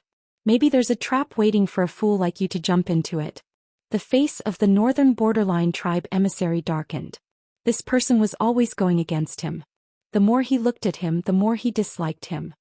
"Humph." He snorted heavily and said darkly, "Since that's the case, don't regret it when you make a great contribution in the future." His companion felt extremely aggrieved. He suspected that Jiang Pingji had other plans, but it didn't mean that he didn't want to share the credit. The northern borderline tribe emissary continued. "Besides, we have no choice but to agree to this. I have pledged my loyalty to Lu Shi. Now that he has asked us to go to the front lines, do you think I can find an excuse to refuse? Once he declined, the other party would become suspicious even if he didn't. You don't have to worry too much. If Lu Shi really knew that we were faking our surrender, she would have already sent troops to encircle and annihilate us. Why would she put us in an important position?" When the accomplice heard this, he felt that it made sense. They did not have the initiative in this matter. If Jiang Pingji wanted to scheme against them, they could only take it one step at a time. "We will inform the acting king of the imperial court of this matter and try to reduce casualties." The accomplice was loyal to the northern borderline. When he thought of killing his own people on the battlefield, he felt upset. Although we have to put on a show for Luxi, we can't go overboard. The northern borderline tribe emissary wanted to claim credit, so how could he listen to his words? Not only that, but he also felt that his companion was too timid and soft-hearted. They could only get access to real military secrets if they completely won Luxi's trust. If she became suspicious or discovered something, not only would they have to die, but even the people they brought along would have to die with them. If this matter was successful, the benefits would be unimaginable to them. Wealth came from danger. Little did they know that their little tricks were all within Jiang Pingji's expectations. It was still unknown who would emerge victorious. The acting king of the northern borderline had been replaced by the sixth prince. When he saw the secret report that the northern borderline tribe emissary secretly passed to him, he was so happy that he slapped the table and stood up. The heavens want our northern borderline to prosper. The sixth prince was overjoyed. He summoned his maternal uncle and a few advisors that very night. He knew that it was not good to rely too much on the power of the external relatives, but that was his biological uncle. If he could not even trust them, who else in the world was worthy of his trust? The sixth prince's uncle read the secret report. His eagle-like eyes darted around and he asked, "Acting king, is this true?" "The information is true." "Of course it is true." The first uncle asked in a low voice, "Has the acting king thought about who to send to put on this show?" The sixth prince was stunned for a moment. He said, "I haven't thought about it yet." The maternal uncle smiled sinisterly and said meaningfully, "Why don't the acting king take this opportunity to clean up the mess?" The sixth prince's eyes darkened. He understood what his maternal uncle was hinting at. This was indeed a good opportunity to eradicate dissidents. Although he had become the acting king with the support of his maternal tribe, his other brothers were not without the ability to resist. If he did not completely suppress his brothers, his position as the acting king would be unstable. The acting king and the king only differed by one word, but the two could not be equated. "Uncle, let me think about it again." He could not show too much enthusiasm when dealing with his own brothers. It would make him look so cold and heartless. He said that he would think about it, but he was just being pretentious. The sixth prince targeted the eighth prince. The first and third prince were already useless. The fifth prince was useless. The eighth prince and the seventh prince teamed up to cause trouble. They were the biggest threat. Counting his surviving brothers, the sixth prince did not hesitate to aim the butcher's knife at his own brothers. The society of the northern borderline was like this. There was no brotherhood at all. When the father died, the sons could inherit the wives' and concubines' property. When the brothers died, their wives and children could also be inherited by their brothers. In such a chaotic and unruly society, these princes could not be expected to treat each other with respect. The eighth prince and the seventh prince did not know the plan, but their intuition told them that the sixth prince was up to no good. Isn't he afraid that the other brothers would have too much military power and overthrow him? Why did he agree to the eighth brother's command so readily? Although the seventh prince and the eighth prince were not born of the same mother, they had a good relationship and grew up in the same room. He is now the acting king. The northern borderline is still eyeing us covetously. At this time we have to work together to overcome the difficulties. The eighth prince smiled and did not seem to take this matter to heart. Instead, he was very open-minded to persuade the seventh prince not to cause trouble. "Eighth brother, you treat him as a brother, but he does not treat you as a brother. You're always so kind. Sooner or later you will be schemed against by the sixth prince." The seventh prince shook his head with a worried look. Chapter 1003. The flags were like clouds and the drums were like thunder. The strength of the northern borderline was greatly damaged, but a starving camel was still bigger than a horse. Their foundation was still there and they could still muster up tens of thousands of troops. The two armies faced each other and the atmosphere was extremely heavy. Jiang Pingji rode on a warhorse wearing armor. She held a broad-backed long sword in her right hand and looked like she was ready to strike. "Lord, it looks like the northern borderline has indeed been damaged." Feng Zhen rode beside Jiang Pingji. He used his right hand to shield his forehead from the sun, avoiding the overly hot light. The two armies were far apart, and they maintained a safe distance to prevent the enemy from charging without saying a word and catching them off guard. Feng Zhen squinted with difficulty, trying to discern the structure of the enemy's troops. Because of the outdated lighting equipment, most people in the ancient times were short-sighted, especially scholars. Fengzhen was no exception. Jiang Pingji was different. Her eyesight was very good and she could clearly see things far away. Although there aren't as many cavalry as we imagined, we can't underestimate them. Even if there were only 10% of the cavalry, it was still more than 10,000 cavalry. If they charged together, the impact would be huge. Jiang Pingji tilted her head and glanced at Fengzhen, whose clothes were puffed up by the wind. She said angrily, "Zisher should stay at the back to hold the line. I can't take care of you here. If you get hurt or captured, no one will feel sorry for you." Fengzhen only knew some martial arts. Calling him a weakling was already a compliment, and he still wanted to run to the front line to face the cavalry charge of the northern borderline? She was cold and heartless, and the livestream viewers felt sorry for him every day. "Gaime, streamer, I think Feng Tiantian really loves you. You criticize him every day but he doesn't leave you." Kong Dandan, "That's impossible. Feng Tiantian only likes mature women with voluptuous breasts. Don't you think the streamer looks like a woman?" Maikern Yang, "Upstairs you're making trouble. Although the streamer is quite manly, she has voluptuous breasts too. You're criticizing two people." The viewers on the red bullet screen laughed and laughed, but the viewers on the blue bullet screen didn't understand what they were so happy about. It couldn't be helped. They joined too late, so they didn't know that Fengzhen really loved the joke of an older sister disliking a lowly. Fengzhen didn't get angry even though he was rebuked. Instead, he thickened his skin and went along with the flow. He laughed and said, "My lord, you're wrong. Something really happened to me. The children at home would definitely cry. How could you say that no one would feel sorry for them?" Jiang Pingji didn't have time to deal with Fengzhen. She looked straight ahead with a grave expression. If anyone could see it, they would realize that there was a huge screen floating in front of Jiang Pingji. Under her control, the camera angle of the livestream room suddenly rose, turning into a bird's-eye view mode. In this mode, she could clearly see the general arrangement of the troops at the rear of the northern borderline. For Jiang Pingji, this was probably the only benefit of watching the livestream, apart from understanding the situation and enjoying the show. At that moment, there was no advanced war equipment. Jiang Pingji had an advantage in the field of high altitude, which meant that she had a powerful trump card. "Someone hand this to General Fu." Jiang Pingji drew a simple picture of what she had memorized and sent it to Fu Wang. Although Jiang Pingji was the lord, the real commander-in-chief was someone else. As for her, how could one enjoy themselves on the battlefield without fighting? The sound of the drums was like thunder resounding through the sky. The morale of the troops rose steadily. Even the viewers in the livestream room who were watching the livestream were affected and became hot-blooded. Tangmen Shengling Kai, the streamer must have been stifled recently. I can finally go out and have fun. Fuxing Ruotsai, my heart aches for the streamer's subordinates. It's exhausting to have such a lord. Gui Kai Guofengxiu, to be honest, I don't recommend that the streamer go out and have fun.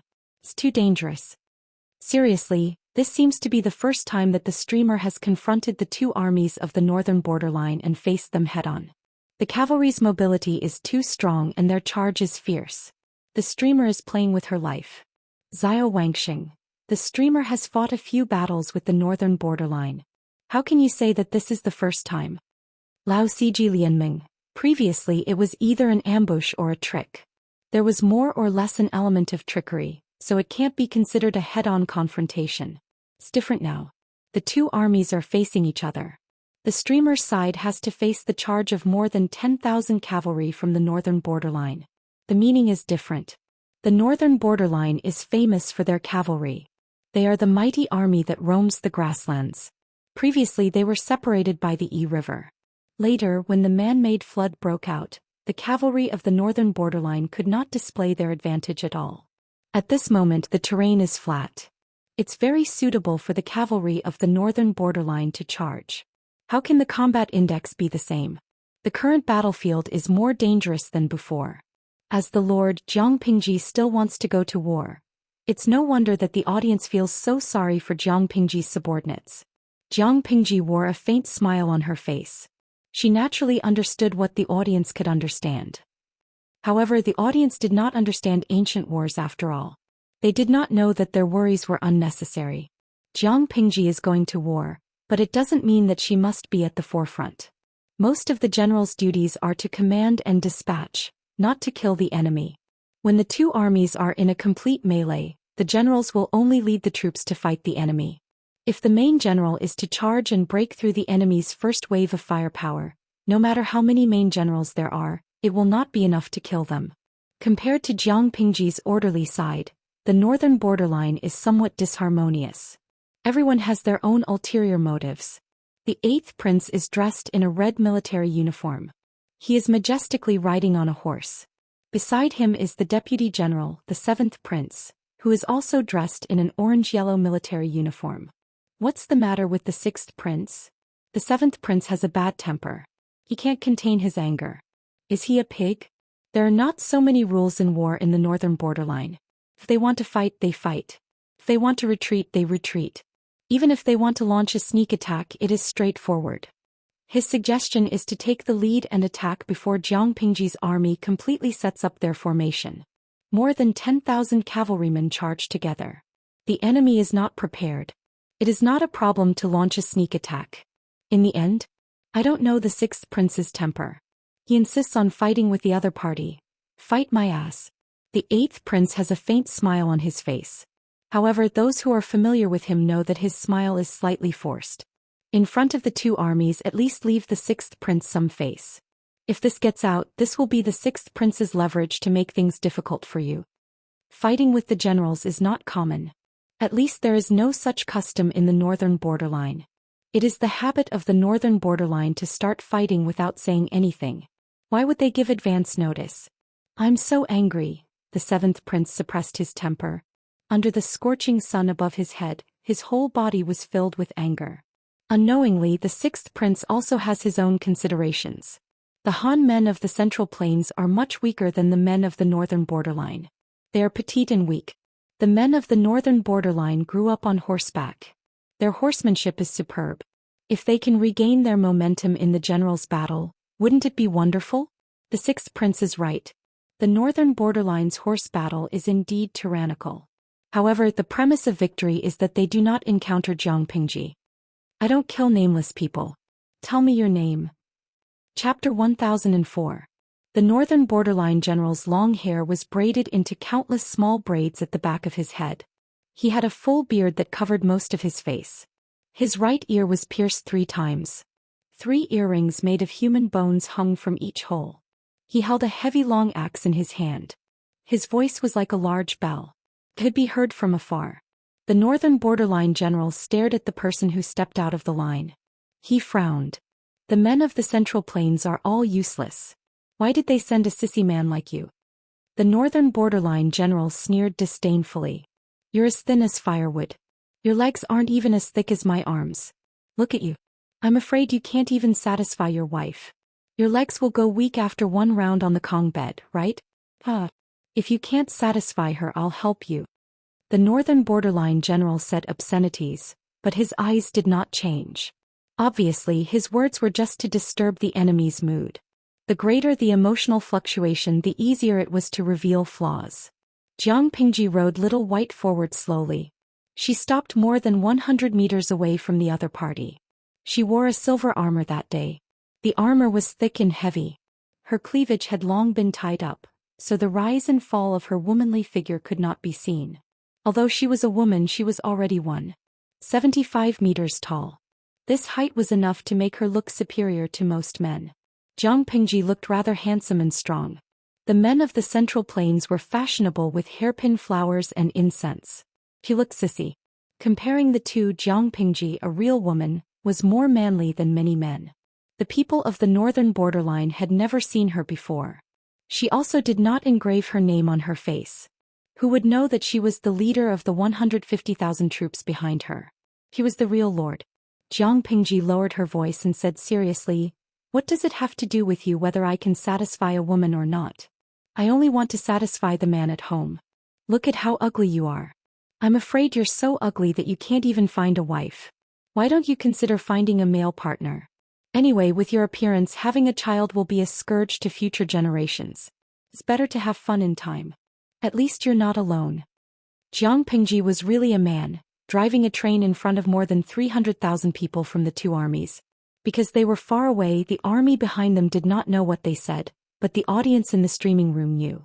For a moment, the entire screen was filled with praises for Jiang Pingji. Fix all high-definition loopholes. That's amazing. My streamer, when did you sleep with Beauty CI?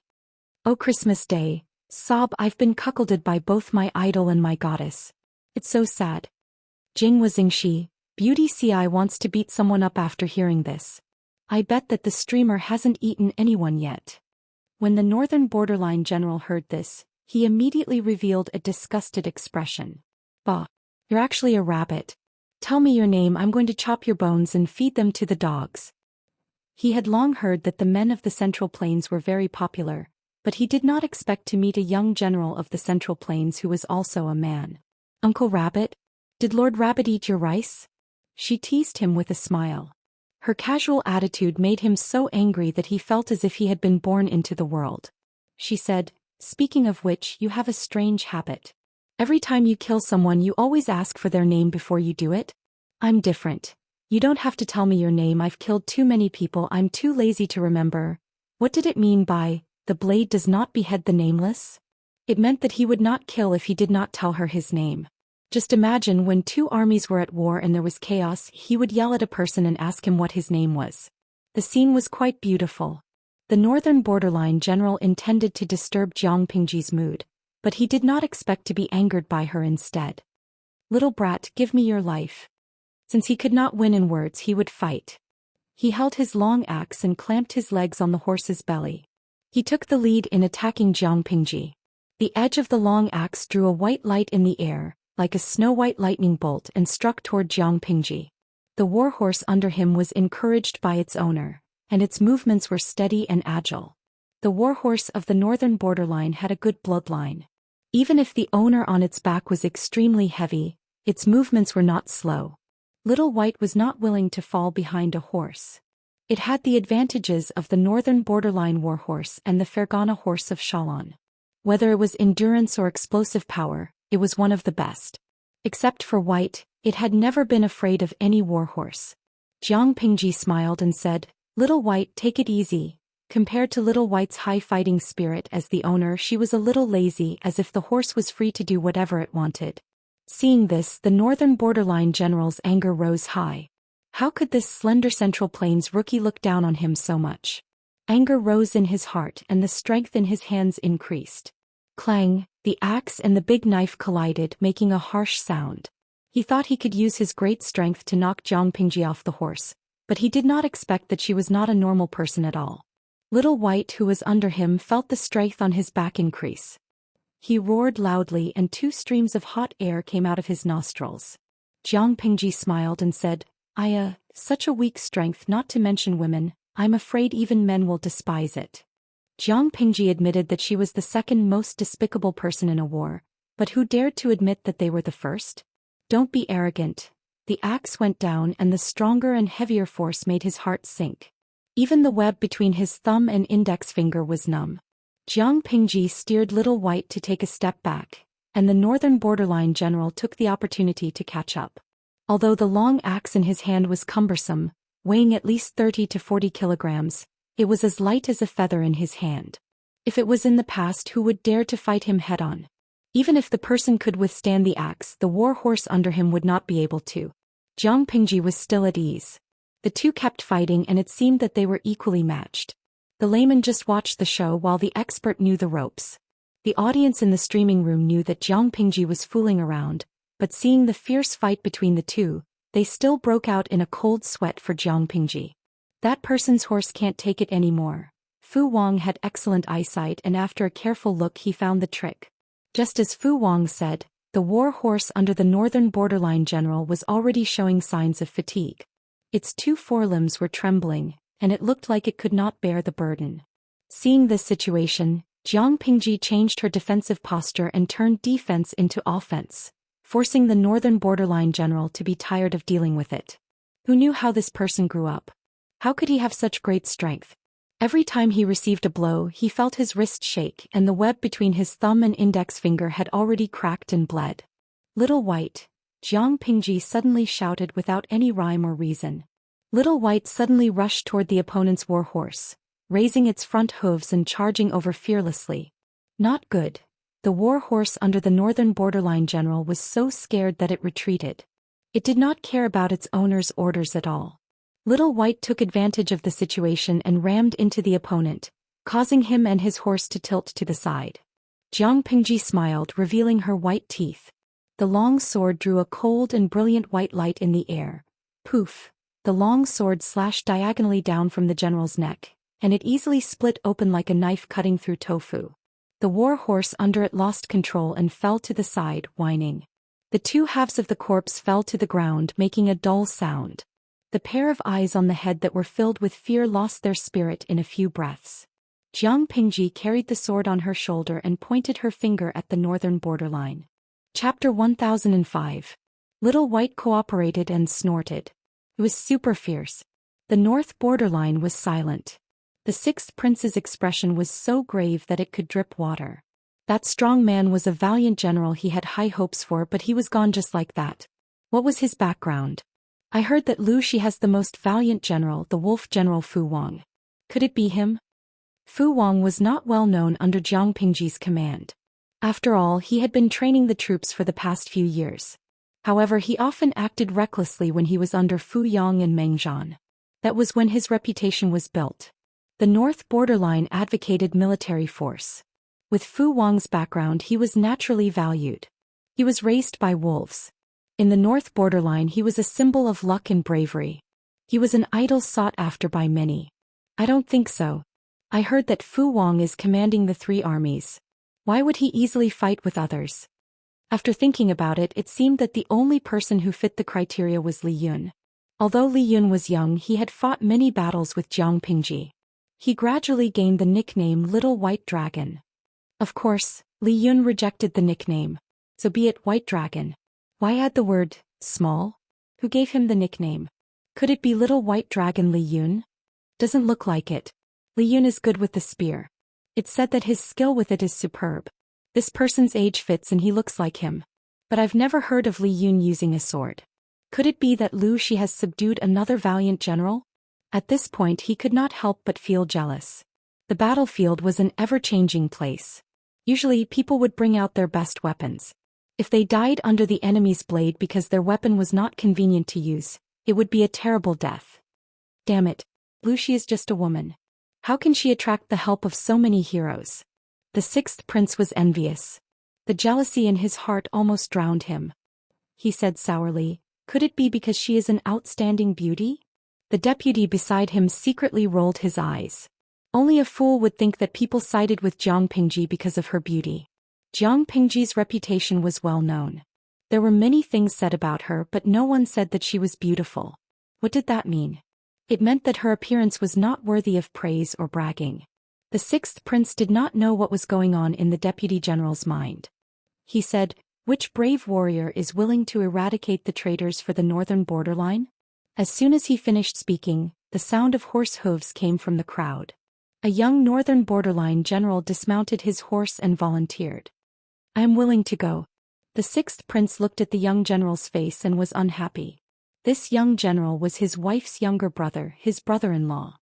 Blades and swords had no eyes on the battlefield, and the death rate of a general was extremely high.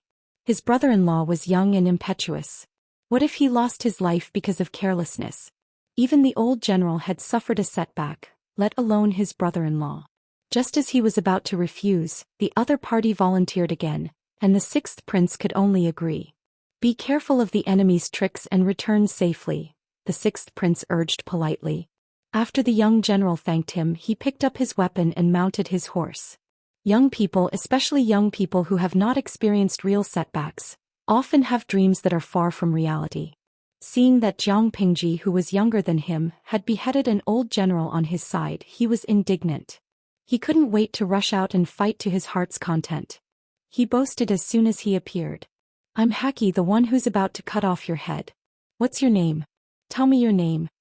Jiang Pingji didn't say anything. The audience in the streaming room said what she wanted to say. Kakara, this is probably the funniest joke I've heard this year. Wuxia Yao Yao, haha, this fellow is going to be a trending topic on Weibo. He's going to become an internet celebrity in minutes. With the popularity of the streaming room in their world, this young man named Haki would definitely be a trending topic in seconds. Jiang Pingji smiled. Me? I call you Grandpa. Haki was stunned for a moment. His face turned from red to green. How dare you make fun of me? After he finished speaking, he carried his weapon and charged forward. Seeing this, Jiang Pingji couldn't help but laugh even more happily. Is there no one else in the northern borderline? They actually sent you out to embarrass yourself. The sound of weapons clashing was deafening. Jiang Pingji deftly dealt with it while provoking the other party's emotions. They started fighting without even saying a few words. His temperament and willpower were very poor. Even if he had a body full of martial arts, it would be difficult for him to survive on the battlefield for long. If he met someone else, he might be able to go back and correct himself. If he met Jiang Pingji, he could only go to hell to prepare to be reincarnated and sent back to the furnace to be reborn. Haki was furious. His attacks became heavier and heavier. Soon, cracks appeared on their weapons and sparks flew everywhere. Die. He seized the opportunity and made his move. He thought he could hit his target with one strike, but the other party seemed to have predicted it and quickly blocked his attack. Regardless of strength or combat experience, Haki was incomparable to the previous veteran. Jiang Pingji didn't even bother to brush him off. After a while, Haki was at a disadvantage. His arms were heavy and swollen. He saw that the situation was not good. He made a feint and immediately turned his horse around to escape while Jiang Pingji was dodging. Little did he know that Jiang Pingji had already seen through his plan. As he turned around, Jiang Pingji bent down and raised her hand to retrieve the bow and arrow on the back of the little white horse. In the time it took to get up, she knocked the arrow and drew the bow in one go. When Jiang Pingji released the arrow, Haki had only taken a few steps. Haki looked at his army and secretly heaved a sigh of relief. Before he could let out this sigh of relief, a cold wind hit his back. No, the sixth prince didn't see Jiang Pingji's action. Or rather, he couldn't react at all. In the blink of an eye, he saw Haki's body being pierced through by the arrow. His body fell forward violently. Quickly send someone to bring General Haki back. The sixth prince almost broke his voice as he shouted. This was his wife's younger brother, his brother-in-law. It wasn't that he had a good relationship with this brother-in-law. It was just that the sixth prince needed the power of his wife's family. If Haki died on the battlefield, the sixth prince could foresee the trouble he would face. His wife's noise was secondary. He was afraid that his father-in-law would put the blame on his head and no longer support him. The sixth prince roared anxiously. Immediately, someone rode out and brought Haki's body back. As a body. No one in the world knew the structure of the human body better than her. No one knew better than her where life could be taken. This was a battlefield. The enemy standing in front of her had to die. When Haki was brought back, his body was still warm, but the gaping hole in his body couldn't be plugged. Haki. The sixth prince hurriedly got off the carriage, but Haki's pupils were already unfocused. He was no longer breathing. Seeing this, the sixth prince felt as if he had been hit hard with a sledgehammer. He stood rooted to the ground, stunned. He's gone. Dead. The sixth prince's heart rose and fell violently. His mind was in a mess. Haki was dead. Someone had to take responsibility for this. A stern look flashed in his eyes. He shouted, Abalu. The general who had been called stepped forward. Here. Kill that man. Abalu was stunned. He couldn't even defeat the first veteran general who fought generals. How could he kill the enemy's general? Wasn't he courting death by going up to fight? Chapter 1006. TSK. Another one is here to die. If you die too, won't the morale of the north borderline collapse? Jiang Pingji carried the blood-stained knife on her shoulder and sneered at Abalu, who was spurring his horse forward. Abalu pursed his lips tightly. He was burly and fat, and his temper was like a block of wood. He could not utter a word for a long time. His temperament was a little dull, but his psychological quality on the battlefield was higher than that of the average person because they were less affected by trash talk. Cut the crap. Let's fight. Abalu said this and fought as soon as he said so. He knew that he was no match for Jiang Pingji, but he still had a glimmer of hope in his heart. Jiang Pingji had already fought with two people. They had exchanged more than 100 blows back and forth. She must have exhausted a lot of energy. If he took advantage of this, he might be able to win. Even if he could not win, he could retreat unscathed if he was careful. However, his wishful thinking collapsed very quickly. When he fought with Jiang Pingji for the first time, a huge force that was as heavy as a mountain almost knocked him off his horse. The war horse he was riding on even neighed strenuously. Abalu knew that the first two people did not die unjustly. When strangers saw Jiang Pingji, they would subconsciously think that she walked the path of agility and did not have much strength. Ordinary people always thought that strength was related to size. The bigger the size, the greater the strength. Abalu was extremely heavy, so naturally his strength was great.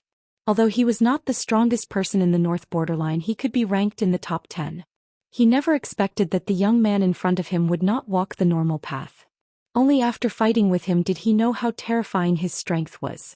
Abalu subconsciously thought that Jiang Pingji did not have enough strength and suffered a small loss in the first encounter. He groaned, adjusted himself and faced the attack again. At the same time, find the person with the best archery skills and kill that fellow. The sixth prince looked coldly at the two people fighting on the battlefield. He knew that Abalu's chances were slim, but he still let Abalu go. It was just to let Abalu attract Jiang Pingji's attention and then send someone to assassinate Jiang Pingji in the dark. His father-in-law only had 2 sons. The eldest son was dead. Not only was Haki his father-in-law's only son, but he was also his father-in-law's only son. His father-in-law would definitely blame this on him. He might even turn around and support another brother to replace him as the acting king. In order to avoid this possibility, the sixth prince could only use the murderer's head to appease his anger. Sneak attack? Despicable? The northern borderline isn't like the inflexible Hans of the Central Plains. They don't have to pay attention to so many rules when fighting a war. Victory was everything. Who would look into the methods used in the process? In addition, the sixth prince had his own considerations. They had already lost 2 generals in the Battle of Generals, and their morale had dropped by more than half. They had to think of a way to recover. The northern borderline was not only good at horsemanship, but they were also very good at archery. Almost every citizen of the northern borderline grew up on the back of a horse, and they were top-notch in riding and archery. Sneak an arrow or something, no problem at all. Abalu was completely unaware that he had become a sacrificial victim to lure the enemy. He was trying his best to fight Jiang Pingji and was soon out of breath. The sun was shining brightly and Abalu's body was covered in sweat. Soon, his hair and the clothes under his armor were drenched. The more it was like this, the more terrified Abalu was. Why? Because not only was the brat in front of him breathing steadily, he didn't even sweat much after fighting for so long. This meant that the other party had not used his full strength and had been toying with him from the beginning to the end. Realizing this, Abalu knew that there was no need for him to continue fighting. He should think of a way to leave the battlefield as soon as possible. If he continued to fight, his physical strength would be consumed more and more, and his hope of escaping would become slimmer. While Abalu was thinking about how to escape, Jiang Pingji felt a chill. She made a feint and retreated. She glanced at the northern borderline from the corner of her eyes and saw the soldiers who were holding the line for Abalu raise their bows and arrows at her. The audience in the streaming room reacted and started cursing. Yamada Mia, what the F***CK? Does the northern borderline have any shame? They plan to sneak an arrow in the back. Streamer, be careful. Kihinkin, damn. Are these people from the northern borderline not afraid of accidentally injuring their own people? How shameless. Accidentally injuring one's own people? The sixth prince had already given up on Abalu. As long as Jiang Pingji died or was about to die, Abalu's sacrifice would be worth it. Therefore the archers who aimed at Jiang Pingji did not care about Abalu at all. When Jiang Pingji glanced at them from the corner of her eyes, the bow had already been pulled to a full moon ready to shoot. Buzz buzz. Only the sound of the bowstring vibrating could be heard. Several arrows sneakily attacked Jiang Pingji's vital parts from various tricky angles. The arrows pierced through the air. The audience who had been paying attention to the situation on the battlefield screamed and closed their eyes in fright. Jiang Pingji, who had been at ease all this while, suddenly launched an attack. She stabbed Abalu to death with a knife and grabbed his collarbone with her other hand. She pulled him down from the horse's back and used him as a human shield to block several poisoned arrows. She then used her weapon to knock down the remaining arrows. Little White did not need Jiang Pingji's command. He turned around and ran back to his army. At that moment, Little White's explosive power was displayed. Before the archers could draw the second wave, Little White had already run out of the shooting range with Jiang Pingji. Jiang Pingji smiled and threw the corpse of Abalu who had died with grievances on the ground. Everyone, kill. The war drums were as dense as a rainstorm. The horn to attack sounded. Jiang Pingji defeated 3 people consecutively and dodged the enemy's hidden arrows. The soldiers who witnessed everything were suppressing their anger and were eager to vent it. The 6th prince saw the situation and was so scared that his face turned pale. Damn it, she attacked as she said and attacked as she said. At least give them some buffer time. Kill. The battle cries shook the sky. Their own cavalry took the lead to attack. Countless horse hooves passed by and Abalu's corpse was trampled into meat paste. Jiang Pingji seized the initiative. The northern borderline was slightly hasty in meeting the enemy.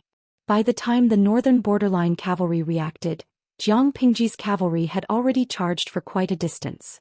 Jiang Pingji's cavalry was different from the northern borderline cavalry. The northern borderline cavalry mainly wore rattan armor and cloth clothes. Their horses were almost unprotected. They were extremely fast and ran like a gust of wind. They were highly mobile but had weak defensive capabilities. Jiang Pingji's cavalry was different. The armor on their bodies was similar to the soldiers of the Zhanma battalion. Each of them wore heavy armor and held long spears or broadswords. Not only that, but even the war horses they were riding on were all equipped with armor. The war horses were not considered fast, but their load-bearing and endurance were much better than other horses of the same kind. This was one of Jiang Pingji's trump cards to deal with the northern borderline. There were only about 3,000 people, which was even fewer than the Zhanma battalion. Each of them was like a small moving silver mountain. If the northern borderline cavalry was said to be the wind that roamed and fought, this cavalry troop was a heavy hammer that faced them head-on. Fu Wang was the commander in the middle. He had already received a small piece of paper from Jiang Pingji. On it was a drawing of the military formation in the northern borderline. After Fu Wang looked at it carefully, he had an idea. Chapter 1007. Bah, this scriptwriter is sick in the head. He made up stories about Her Majesty. I really want to rush into the TV and beat him up. A young and pretty girl hugged a bag of chips, lying on the bed and watching a TV series on her phone. She angrily hit the bed with her fist and the facial mask on her face almost fell off. Nowadays 9 out of 10 scriptwriters are retarded and there's even one who's still online. I told you not to watch these messy dramas, but you insisted on watching them. Aren't you torturing yourself?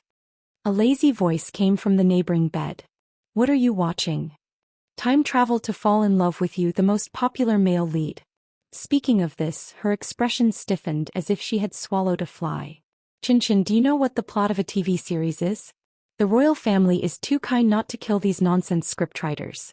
My Majesty, the TV series turned into a vicious and scheming female supporting character. She's so stupid as if she forgot to give birth to her uterus. The eternal emperor turned into a retarded and black-hearted lotus. It was an insult to her intelligence. The neighboring bed named Chin rolled her eyes. Anyway, it's all fake. They can act however they want. The royal family doesn't care, so why is Min so serious? Jiang Qin. Gu Min dragged her voice and muttered, these plots can easily mislead children. If Her Majesty was the idiot in the TV series, how could she have swept the world? I don't expect these scriptwriters to have good history, but at least they have some professional ethics. Jiang Qin was wearing teddy bear pajamas, lying on the bed with her legs crossed, looking indifferent. Television dramas are things that are meant to entertain people. Under the premise of respecting history, they can imagine anything. Jiang Qin searched the bed and found a bag of chips. She threw it to Gu Min. Although their plots are a bit ridiculous, no scriptwriter would dare to fabricate things of principle, such as maliciously discrediting the previous emperors, changing dynasties, etc. Gu Min caught the bag of chips and turned off her phone. She was annoyed at the thought of the retarded plot. Kiske, if it was 100 years ago, who would dare to make up the royal family like this? Wouldn't they be killed? Jiang Qin smiled. It's a society ruled by law. Murder is against the law, even the royal empress. Gu Min rested her chin on her hand. You're right. When I become a screenwriter in the future, I'll definitely correct the culture of the industry and restore history. She was a student majoring in film and television literature at Tianhua University. Her future career goal was to be a screenwriter. Jiang Qin said, that's quite an ambition. Gu Min said, Qin, do you think I should use Emperor Qin as the main character for my first movie? Her idol was definitely someone who could punch Nanshan Jing far away and kick Beihai kindergarten. Jiang Qin chewed on the chips in her mouth with a slightly amused expression, but she also gave a serious suggestion. Empress Qin is too controversial. It's not easy to adapt her. I don't recommend new screenwriters to use her as the main character. Both historians and the royal family could prove that Emperor Qin came from a noble family, but no one knew why he became a bandit. Not only did she become a bandit, but there were also records of her slaughtering her siblings and her biological father in the history books. However, the unofficial history books also said that she was born from Guzhen and a wild man. There were even a few wild men who were analyzed. Her family background was very complicated and her growth was even more tortuous. It was too difficult for a new screenwriter to use Emperor Qin as the main character. It's precisely because it's challenging that we have to clear Her Majesty's name. There are too many screenwriters with no professional ethics now. Ever since Emperor Qin's tomb was opened to the public, the television and online dramas are getting more and more ridiculous, Gu Min muttered angrily. Qin, have you ever thought about what history would be like without Her Majesty? It definitely wouldn't be as good as it is now. Jiang Qin did not speak. Her gaze darkened. Emperor Qin's tomb was open to the public. The royal family was still around, but Emperor Qin's tomb was open to the public. It was a joke. The royal family's prestige for 300 years was gone. Jiang Qin said, "Don't worry, these screenwriters will be dealt with sooner or later. By the time you clean up the atmosphere it will be too late." The royal family voluntarily handed over their power and changed the feudal monarchy to a constitutional monarchy. Although they were forced by external forces, it was more of a strategy for the royal family to protect themselves, adapt to the times and advance by taking a step back. Handing over a portion of their power did not mean that the royal family could be controlled by others. Gu Min hugged the thick history book and gnawed at it. Halfway through she said, Qin, huh? Don't you think that Emperor Qin might be a time traveler? The more she studied the history of that period, the more she felt that her emperor was arrogant. She had the urge to kneel down at any moment. Jiang Qin said impatiently, "I don't know if she's a time traveler. I only know that if you don't sleep now, you will ascend to immortality. Look at the time." Gu Min looked at the time. It was 3 o'clock in the morning. She was so scared that she quickly lifted her blanket. Tomorrow is the class of the old scumbag Lu Xi. I'm screwed. She did not know how much Lu Xi's parents hated their son to give him such a name. Lu Xi was 29 years old, single and had no girlfriend. He was given the nickname Old Scumbag. Lu Xi was also a history professor at Tianhua University. She wondered if he would feel awkward when he talked about the history of Emperor Qin's parents. Jiang Qin could not help but laugh. However, the smile on her face did not last long. Her phone, which she rarely used, rang. She unlocked her phone and walked barefoot to the bathroom in the corridor. She opened the door and went to the bathroom. Hello. Crown Prince Huichang, something bad has happened. Emperor Qin's tomb is abnormal. The main tomb's dome suddenly collapsed.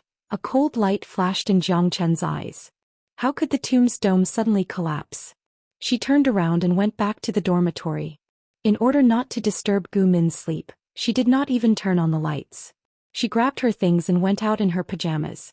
As soon as she left the campus, Jiang Qin found that the sky was unusually dark. She looked up and felt that something was wrong with the sky. Doesn't it look like the alignment of the 9 stars? A clean male voice came from behind. Jiang Qin turned around with a sullen face. A tall man in a suit walked out of the shadows. Professor Lu Xi. Lu Xi adjusted the gold-rimmed glasses on the bridge of his nose. His eyes were calm, as if he was not surprised by Jiang Qin's appearance in her pajamas. The alignment of the 9 stars is a rare sight, Lu Xi said. But it happened once more than 300 years ago. The professor is waiting for someone here? Jiang Qin calculated the time and wanted to send Lu Xi away. No, I'm waiting for you. Jiang Qin did not show it on her face, but she frowned in her heart. I don't seem to know the professor. It doesn't matter if you know him or not. I just want to give you something. If it was any other time, Jiang Qin would have thought that he was interested in her. But in the current situation she only felt that it was dangerous. What is it? Lu Xi took out something from his pocket and handed it to Jiang Qin. It's returned to its owner. Jiang Qin was surprised. She took the thing and could barely recognize that it was a yin-yang fish jade pendant. Lu Shi's body heat still lingered on it. Return to its owner? It's not mine. Jiang Chen wanted to return the jade pendant, but Lu Xi looked up at the sky and smiled. The 9 stars are aligned. What? The alignment of the 9 stars didn't last long and soon they were separated. At that moment, Jiang Chen's phone rang again. It was the ringtone she had set for Gu Min's phone. Qinchin, where are you? Gu Min's voice sounded extremely panicked. I'm at the campus gate. Don't move. Qinchin, don't move. I'll go find you. Also, don't go with Lu Xi. A hint of surprise flashed across Jiang Chen's eyes. Gu Min should be sleeping in the dormitory. How did she know that Lu Xi was there? Not long after, Gu Min stopped her bicycle in front of the two of them. The sudden braking made a sharp sound. She was still in her pajamas. Nothing had changed, but Jiang Chen somehow felt that her aura was much stronger. Flap. Under Jiang Chen's shocked gaze, she took a few steps forward and slapped Lu Xi across the face. The force was so strong that half of Lu Xi's face became red and swollen. Jiang Chen was speechless. What development? Gu Min glanced at Jiang Chen and saw the jade pendant in her hand. She quickly snatched it and threw it at Lu Xi's face. Lu Xi. She cursed. F***CKU. Min. Lu Xi didn't get angry. Instead, he laughed as if he wasn't the one who had been slapped. Are you still human? Gu Min was so angry that the veins on her forehead were bulging. Her expression was a bit ferocious. Why did you give this stupid jade pendant to Chen Chen? Why did you trick her into bringing it to the tomb? What are you scheming in your stomach? Tell me. Don't play dumb. Lu Xi smiled bitterly. If I said that I didn't do anything, would you believe me? Tell that to a ghost. Gu Min said angrily. If I believe you again, I'll write my name backwards. Jiang Chen watched the situation unfold. Her brain couldn't wrap itself around it. When did Min Min become so close to Professor Lu Xi? Those things. I really didn't do them. Gu Min laughed. What nonsense are you trying to lie to me now? Can you listen to my explanation? It'll only take about 3 minutes. Okay, kneel and explain. As usual, prepare your own washing board. After Gu Min finished speaking, she took a deep breath and turned to look at Jiang Chen. She thought that she had forgotten her roommate's face after traveling through time for almost 30 years. When she woke up from the nightmare, she found that she remembered clearly. She even remembered every detail of the stupid dramas she had complained about with her roommate before she traveled through time. Qinchin, let me deal with this scumbag first. I'll beat him to death. Jiang Chen frowned. What did he do to you?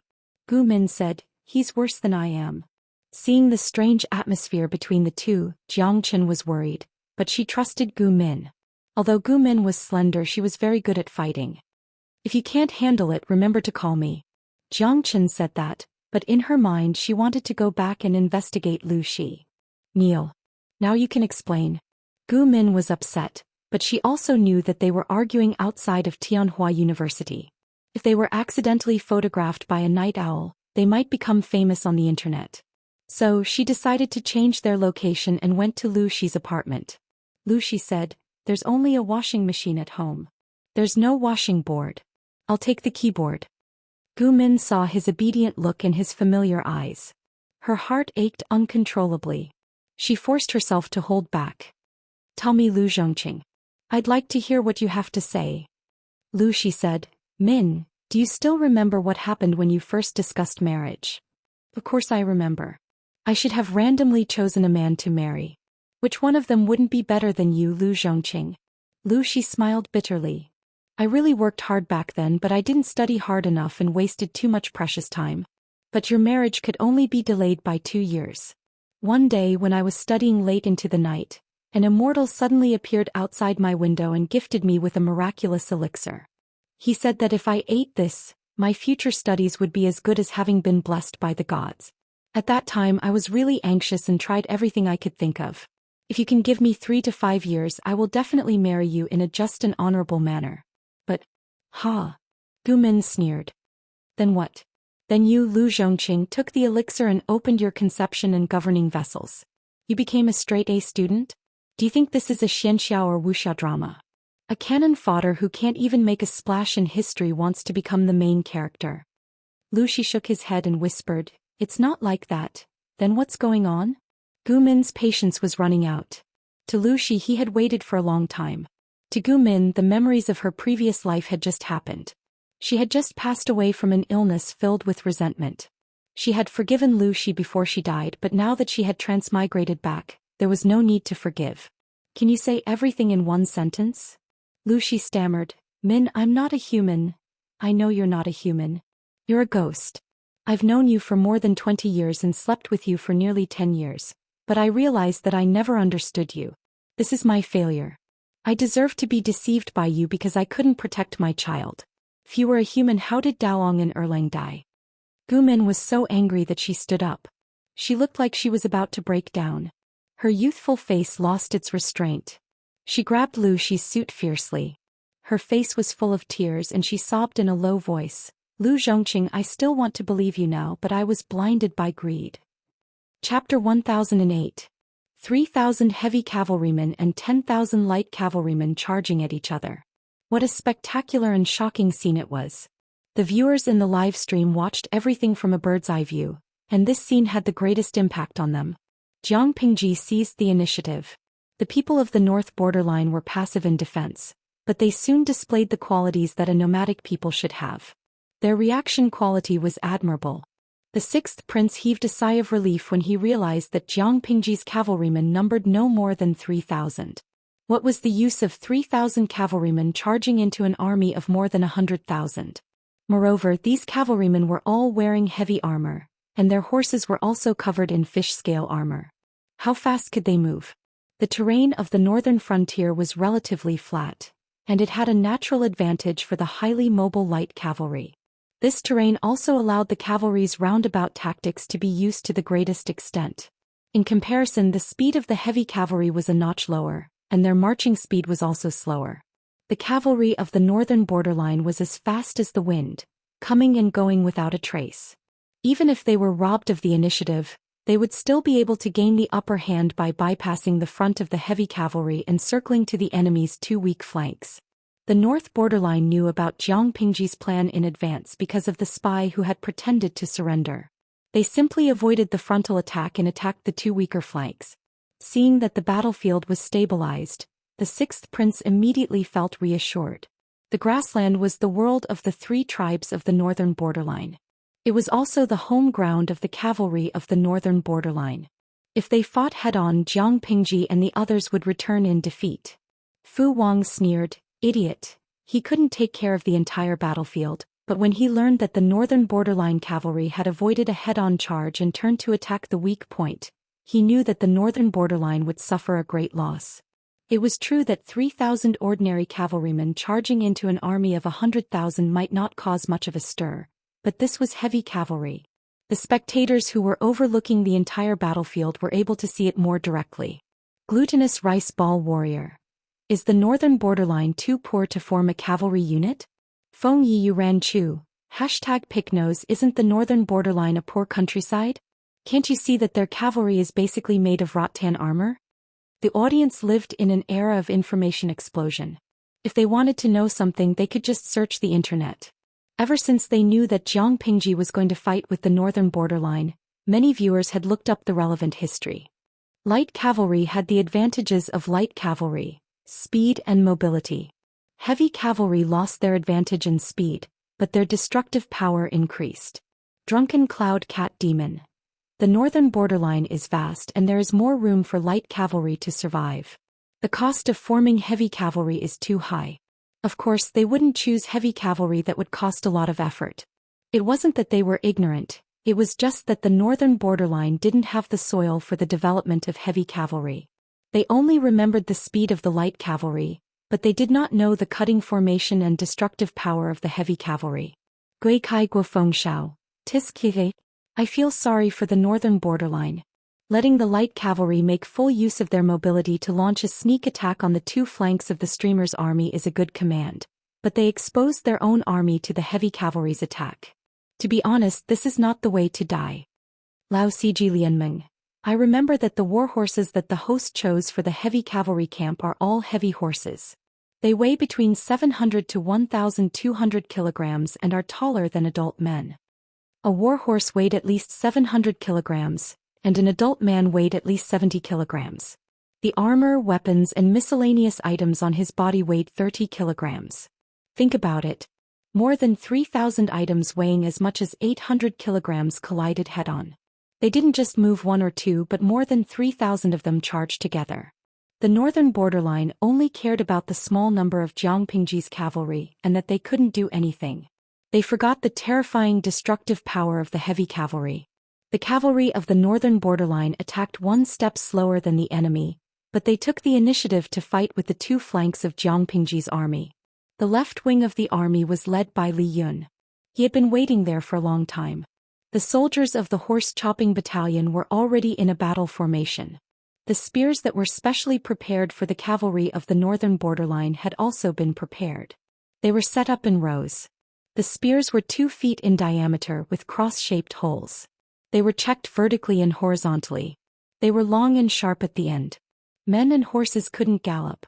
This was a barrier used to stop the cavalry of the northern borderline from charging. The soldiers could also use it to form a horse formation to greatly limit the cavalry's charge. Raise your shields. First row. First row retreat. Second row follow up. Li Yun shouted. Immediately, specialized soldiers raised the correct battle flag and gave the command. The cavalry of the northern borderline had a large number of people. Their reflexes were extremely fast. When the first batch of soldiers were pierced by the spears, the cavalry behind immediately circled around and attacked in a roundabout way. Li Yun commanded the soldiers to move the spears, exhausting the elite troops of the northern borderline as much as possible. When the line of defense was broken, the soldiers of the horse-chopping battalion put up their shields and formed a formation to resist the cavalry's charge. The soldiers behind then stabbed the enemy with their spears. The cavalry of the northern borderline could not break the left wing's defense line in a short time. Instead, they suffered heavy losses. Damn it. Did this look like a weak defense? In contrast, the battlefield on the right wing was different. The cavalry of the northern borderline acted as if there was no one there. They killed each other. However, as they killed and killed, the 8th prince, who was commanding the battlefield on the right wing, realized that something was wrong.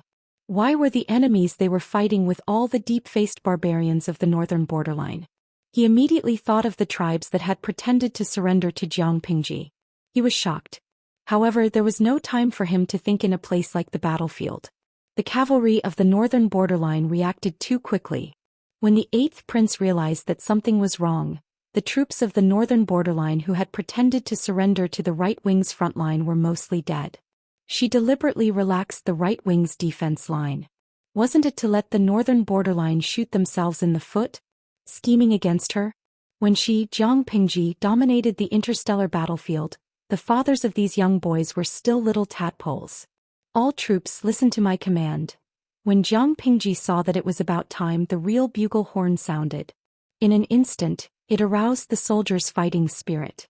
At the same time, more than 3,000 heavy cavalry had already rushed into the army of the northern borderline. To make a vivid analogy, the heavy cavalry were bandits who entered the village. The northern borderline were the little girls in the village. Each of them was naked without a single piece of clothing, and they looked shy. Although this analogy was a little inappropriate for the northern borderline, they had indeed suffered inhumane ravages. It was difficult for 1 or 2 heavy cavalry to cause large-scale destruction, but what about 3,000 people moving together? They trampled violently and cruelly ravaged along the way. Like a huge chopper, they easily stabbed into the fat and tender pork and tore a big hole in an instant. Regarding the heavy cavalry battalion that Jiang Pingji had invested a lot of money to build, the generals were perturbed and the strategists frowned. Before this, there were heavy cavalry, but the scale was very small. It was difficult for them to achieve great things. Firstly, there were technical limitations. The iron-making technology was not mature. Secondly, there were financial limitations. The cost of making armor was too high. In the eyes of the strategists and the generals, the heavy cavalry were not soldiers. They were a moving mountain of gold and silver. They had no idea how powerful the heavy cavalry was. Seeing the destructive power of the heavy cavalry from afar, Fengzhen directly inhaled a breath of cold air and said, "Golden words." Chapter 1009. Fengzhen couldn't help but let his imagination run wild. If they had 30,000 well-trained heavy cavalry, It wouldn't be a dream to defeat the northern borderline. Just the 3,000 heavy cavalry is already so powerful. If it's 30,000, won't we be invincible? No matter how smart a strategist was, he couldn't handle enough hooves. They would be beaten by force and crushed by strength. Sun Wen didn't understand the inside story of the formation of the heavy cavalry, but just the cost alone was enough to make him speechless. Although the Lord always wore no makeup and wore an "I'm very poor" look, her real wealth was frighteningly rich. Thinking of the 3 residences Jiang Pingji had given him, Sun Wen finally understood how rich Jiang Pingji was. Without money, which lord could build 3,000 heavy cavalry and still give him 3 residences? There was one in Xiangyang district of Wanzhou, one in Shangyang County and one in Chongzhou. The land and house deeds were still hot. Although he only looked at the one in Chongzhou, judging from the appearance of the houses, the other 2 residences were not bad. The 3 residences plus the gold, silver and jewelry Sun Wen extorted from the northern borderline were enough to feed his grandson Lon Lon for the rest of his life. 30,000? Qiguan Rang laughed. Just the 3,000 is enough to make the Lord's heart ache. Build 30,000 heavy cavalry? That would depend on the storage of the northern borderline's nobles. Wuxia smiled. It's not impossible. If a few more idiots from the northern borderline come, it'll be done. Sun Wen joined very late. He didn't know where Jiang Pingji's venture fund came from. He thought it was from Lushi. However, according to Sun Wen's understanding of Jiang Pingji, the possibility was very small. Hearing Wuxia say that, he vaguely felt that something was wrong. What does the Lord's expansion of the heavy cavalry have to do with the northern borderline? Qiguan Rang waved his fan to disperse the heat around him. I don't know. The Lord's private storage can reach its current scale because 99% of it was given by the northern borderline. The armor, warhorses and weapons used by the heavy cavalry were all made with the silver sent from the northern borderline. Isn't it another way of the crow feeding the sheep? It was taken from the people and used for the people. There was nothing wrong with that. Sun Wen was dumbfounded. He had lived for more than 40 years or about 50 years, and this was the first time he had learned the meaning of the crow feeding the lamb kneeling on its breast. Sun Wen. He felt that he should say something so that he wouldn't stand out among them. What's there to say? His curiosity was piqued. Wuxia, who was at the side, briefly explained about the colored glass of the heavenly palace. The more Sun Wen listened, the more solemn his expression became.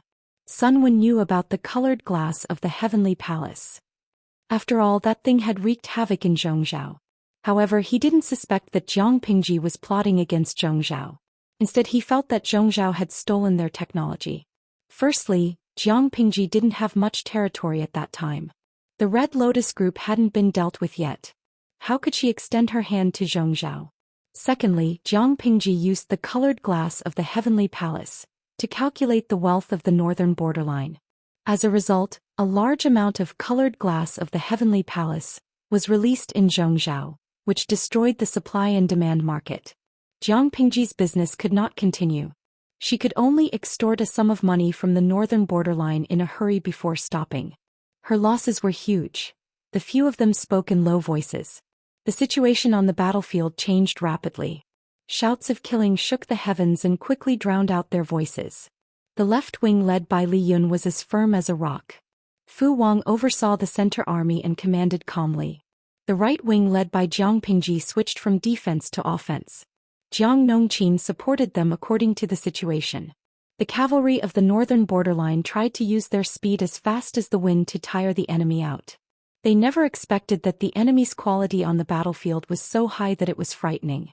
Even if their eyes were red from killing, once the command of the army's battle flag was given, they would choose to give up on attacking and listen to orders. The cavalry of the northern borderline wanted to bypass the front and launch a sneak attack. The enemy's formation immediately turned to defense. While it was watertight, it didn't lack a strong offensive ability. Both sides were fighting non-stop. Jiang Pingji, the Lord, didn't stay idle either. Langjun. Jiang Nongqin rushed over with her troops. She didn't dare to call out to her lord. She was afraid that she would expose Jiang Pingji's identity and provoke the cavalry of the northern borderline to counterattack. If they were determined to drag the lord to death, it would be terrible. Nongqin. Jiang Pingji called out. The long sword in her hand was completely bent. It was on the verge of being scrapped. Such a sword would affect her efficiency in killing people. Jiang Nongqin understood. She removed the extra weapons from the back of her horse and charged toward where Jiang Pingji was. "You're in command here." Jiang Pingji became more and more brutal when she received new equipment. Jiang Nongqin endured it. In the end, she swallowed her unspoken words. She might be cold to others, but when it came to her lord, she would never be able to say a word of rejection. Jiang Pingji threw the task of commanding the right wing to Jiang Nongqin. It seemed willful and casual, but in fact she wanted to give her more opportunities to train. Jiang Nongqin managed the women's battalion very well. It was because she did it so well that she spent most of her time training the women's battalion. Most of the battlefield tasks were to provide support, escort rations, clean up the battlefield and treat the wounded and sick. This was not beneficial to Jiang Nongqin's development. The military camp was a place with strict discipline and a strict hierarchy. Although they were both captains, having military power and not having military power were two different concepts. Jiang Nongqin was the captain of the women's battalion. Her actual military power was second only to Fu Wang. However, her experience in commanding battles was not even as good as Dian Yin and Luo Yu. She immersed herself in her work and did not complain. However, as the lord, Jiang Pingji could not watch such a good seedling go to waste. The women's battalion was also a knife in Jiang Pingji's hands. Such a knife could not only be used for logistics and trivial matters. "Hey, look what I found." 2 different big fish. Jiang Pingji's sharp eyes saw 2 different figures. Her eyes lit up. Most of the cavalrymen of the northern borderline wore cloth clothes and rattan armor. Their equipment was simple and crude. In Jiang Pingji's eyes, they were just a group of weak girls, who had no strength to truss a chicken. 1 knife for one and a backhand stab for a double kill. Among such a group of girls, who were dressed in shabby clothes, there were 2 beautiful women, who were dressed in gorgeous palace clothes. Wasn't it eye-catching? In the army, the higher one's status and military power were, the better and more complete the equipment they wore. Needless to say, the 2 beautiful women in palace clothes were definitely the higher-ups of the northern borderline military. One was dressed in a crimson military uniform, and the other was dressed in an orange-yellow military uniform. She could not pretend not to see such bright colors. She licked her lips. The strong smell of blood stimulated her taste buds, making her feel energized. Seeing that the right flank could not be conquered after a long time and that the army of the northern borderline was howling in pain from the charge of the 3,000 heavy cavalry, the usually calm 8th prince could not hold it in anymore. 8th brother, the traitor Lu is indeed treacherous. Most of the people who were defeated by us just now faked their surrender. The 7th prince was dressed in an orange-yellow military uniform. He looked quite interesting. The 8th prince's face darkened. A hint of gloom flashed across his fair cheeks. Chapter 10:10. After thinking about this, the 8th prince's heart sank. If Jiang Pingji had seen through the trick of pretending to surrender, then there must be something wrong with the military information that the messenger secretly passed to them. They received news that Liu Bei's flanks were weak, and the main force was concentrated in the front. What was the result? They charged several times and lost many cavalries, but they still couldn't break through the enemy's defense line. Looking at the elite troops led by Jiang Pingji, the 8th prince felt powerless. 3 months of hard training would make them elites. Liu Bei's troops had more than 3 months of training. They were truly obedient. As long as the command flag changed, they could change from offense to defense. Whether it was support or something else, their efficiency was frightening. Even if thousands of cavalries from the northern borderline charged together, the soldiers with heavy shields did not even retreat. They looked like they were going to fight with their bodies. At this moment, the 8th prince had a hopeless idea in his mind. How unlucky was the northern borderline to be targeted by these elites? For a moment, countless thoughts flashed through the 8th prince's mind. Before he could come back to his senses, he heard the 7th prince's surprised voice. 8th brother, be careful. The 8th prince subconsciously turned his head. An arrow passed through the heads of 2 cavalries from the northern borderline and finally fell to the ground. Seeing this, the 8th prince was so shocked that he broke out in a cold sweat. The 8th prince called out, 7th brother. At that moment he saw the 7th prince's shoulder being pierced by an arrow. Blood immediately spurted out. He reached out and held the 7th prince who had fallen from the horse. The prince's face was pale and his forehead was sweating from the pain. The seventh prince was considered the lowest among the princes in riding and archery. He did not like to play with swords and spears. When had he ever been so seriously injured? Eighth brother, if you can't do it, leave me alone. The seventh prince's lips were pale and he was bleeding. He endured the pain and persuaded the eighth prince. The 2 arrows were clearly aimed at us brothers. The eighth prince quickly recalled the thrilling process just now.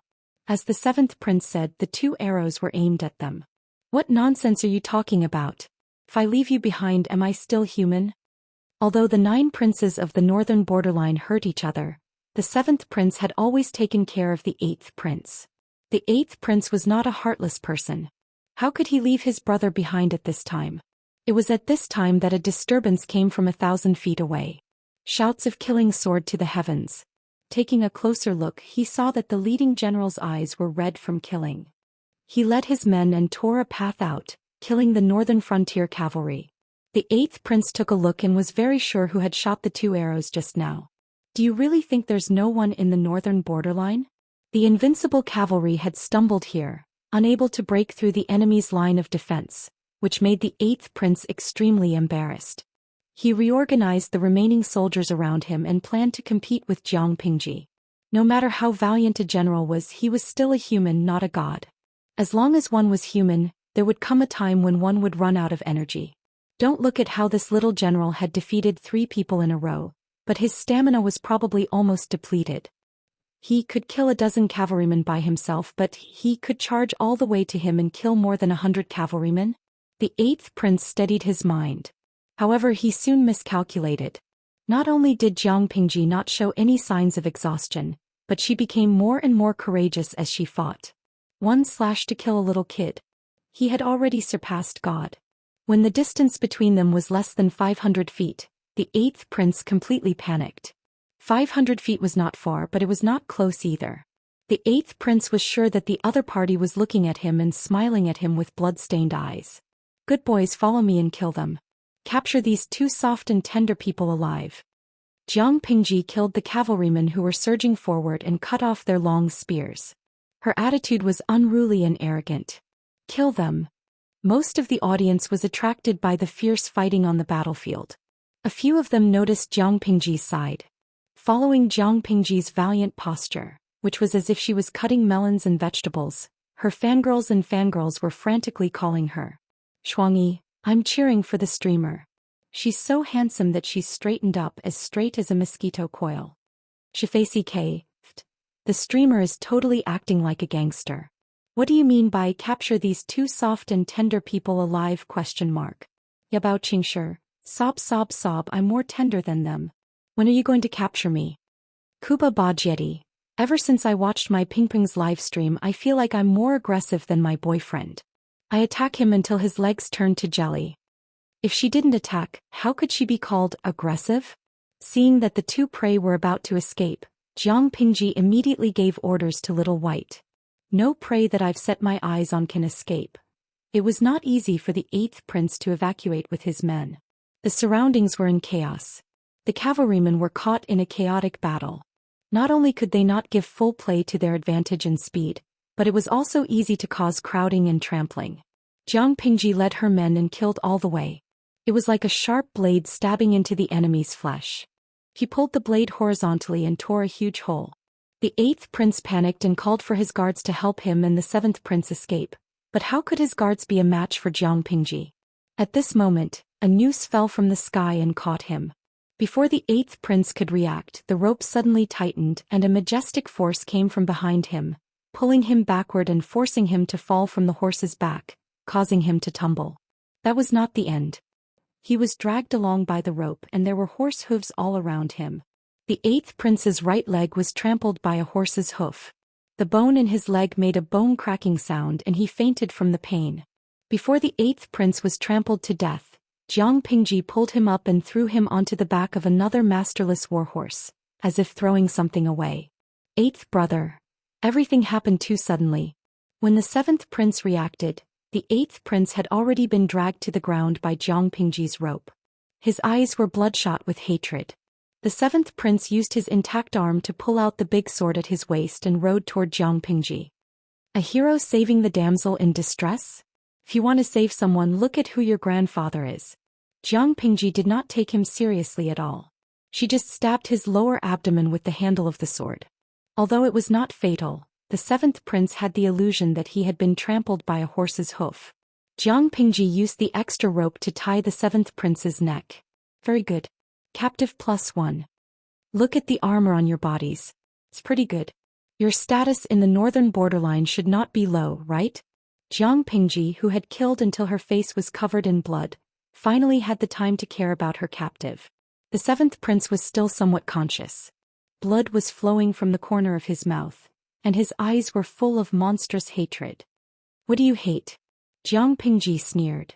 You barbarians of the northern borderline massacred the 3 cities of Xianxia, bullied the people at the border, kidnapped and killed innocent women and children, tied them up like livestock and put them on the backs of horses as trophies of war.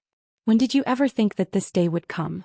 They killed their husbands' wives and daughters in front of their corpses, and bullied their parents' children in front of their corpses. When did the northern borderline ever think that this day would come?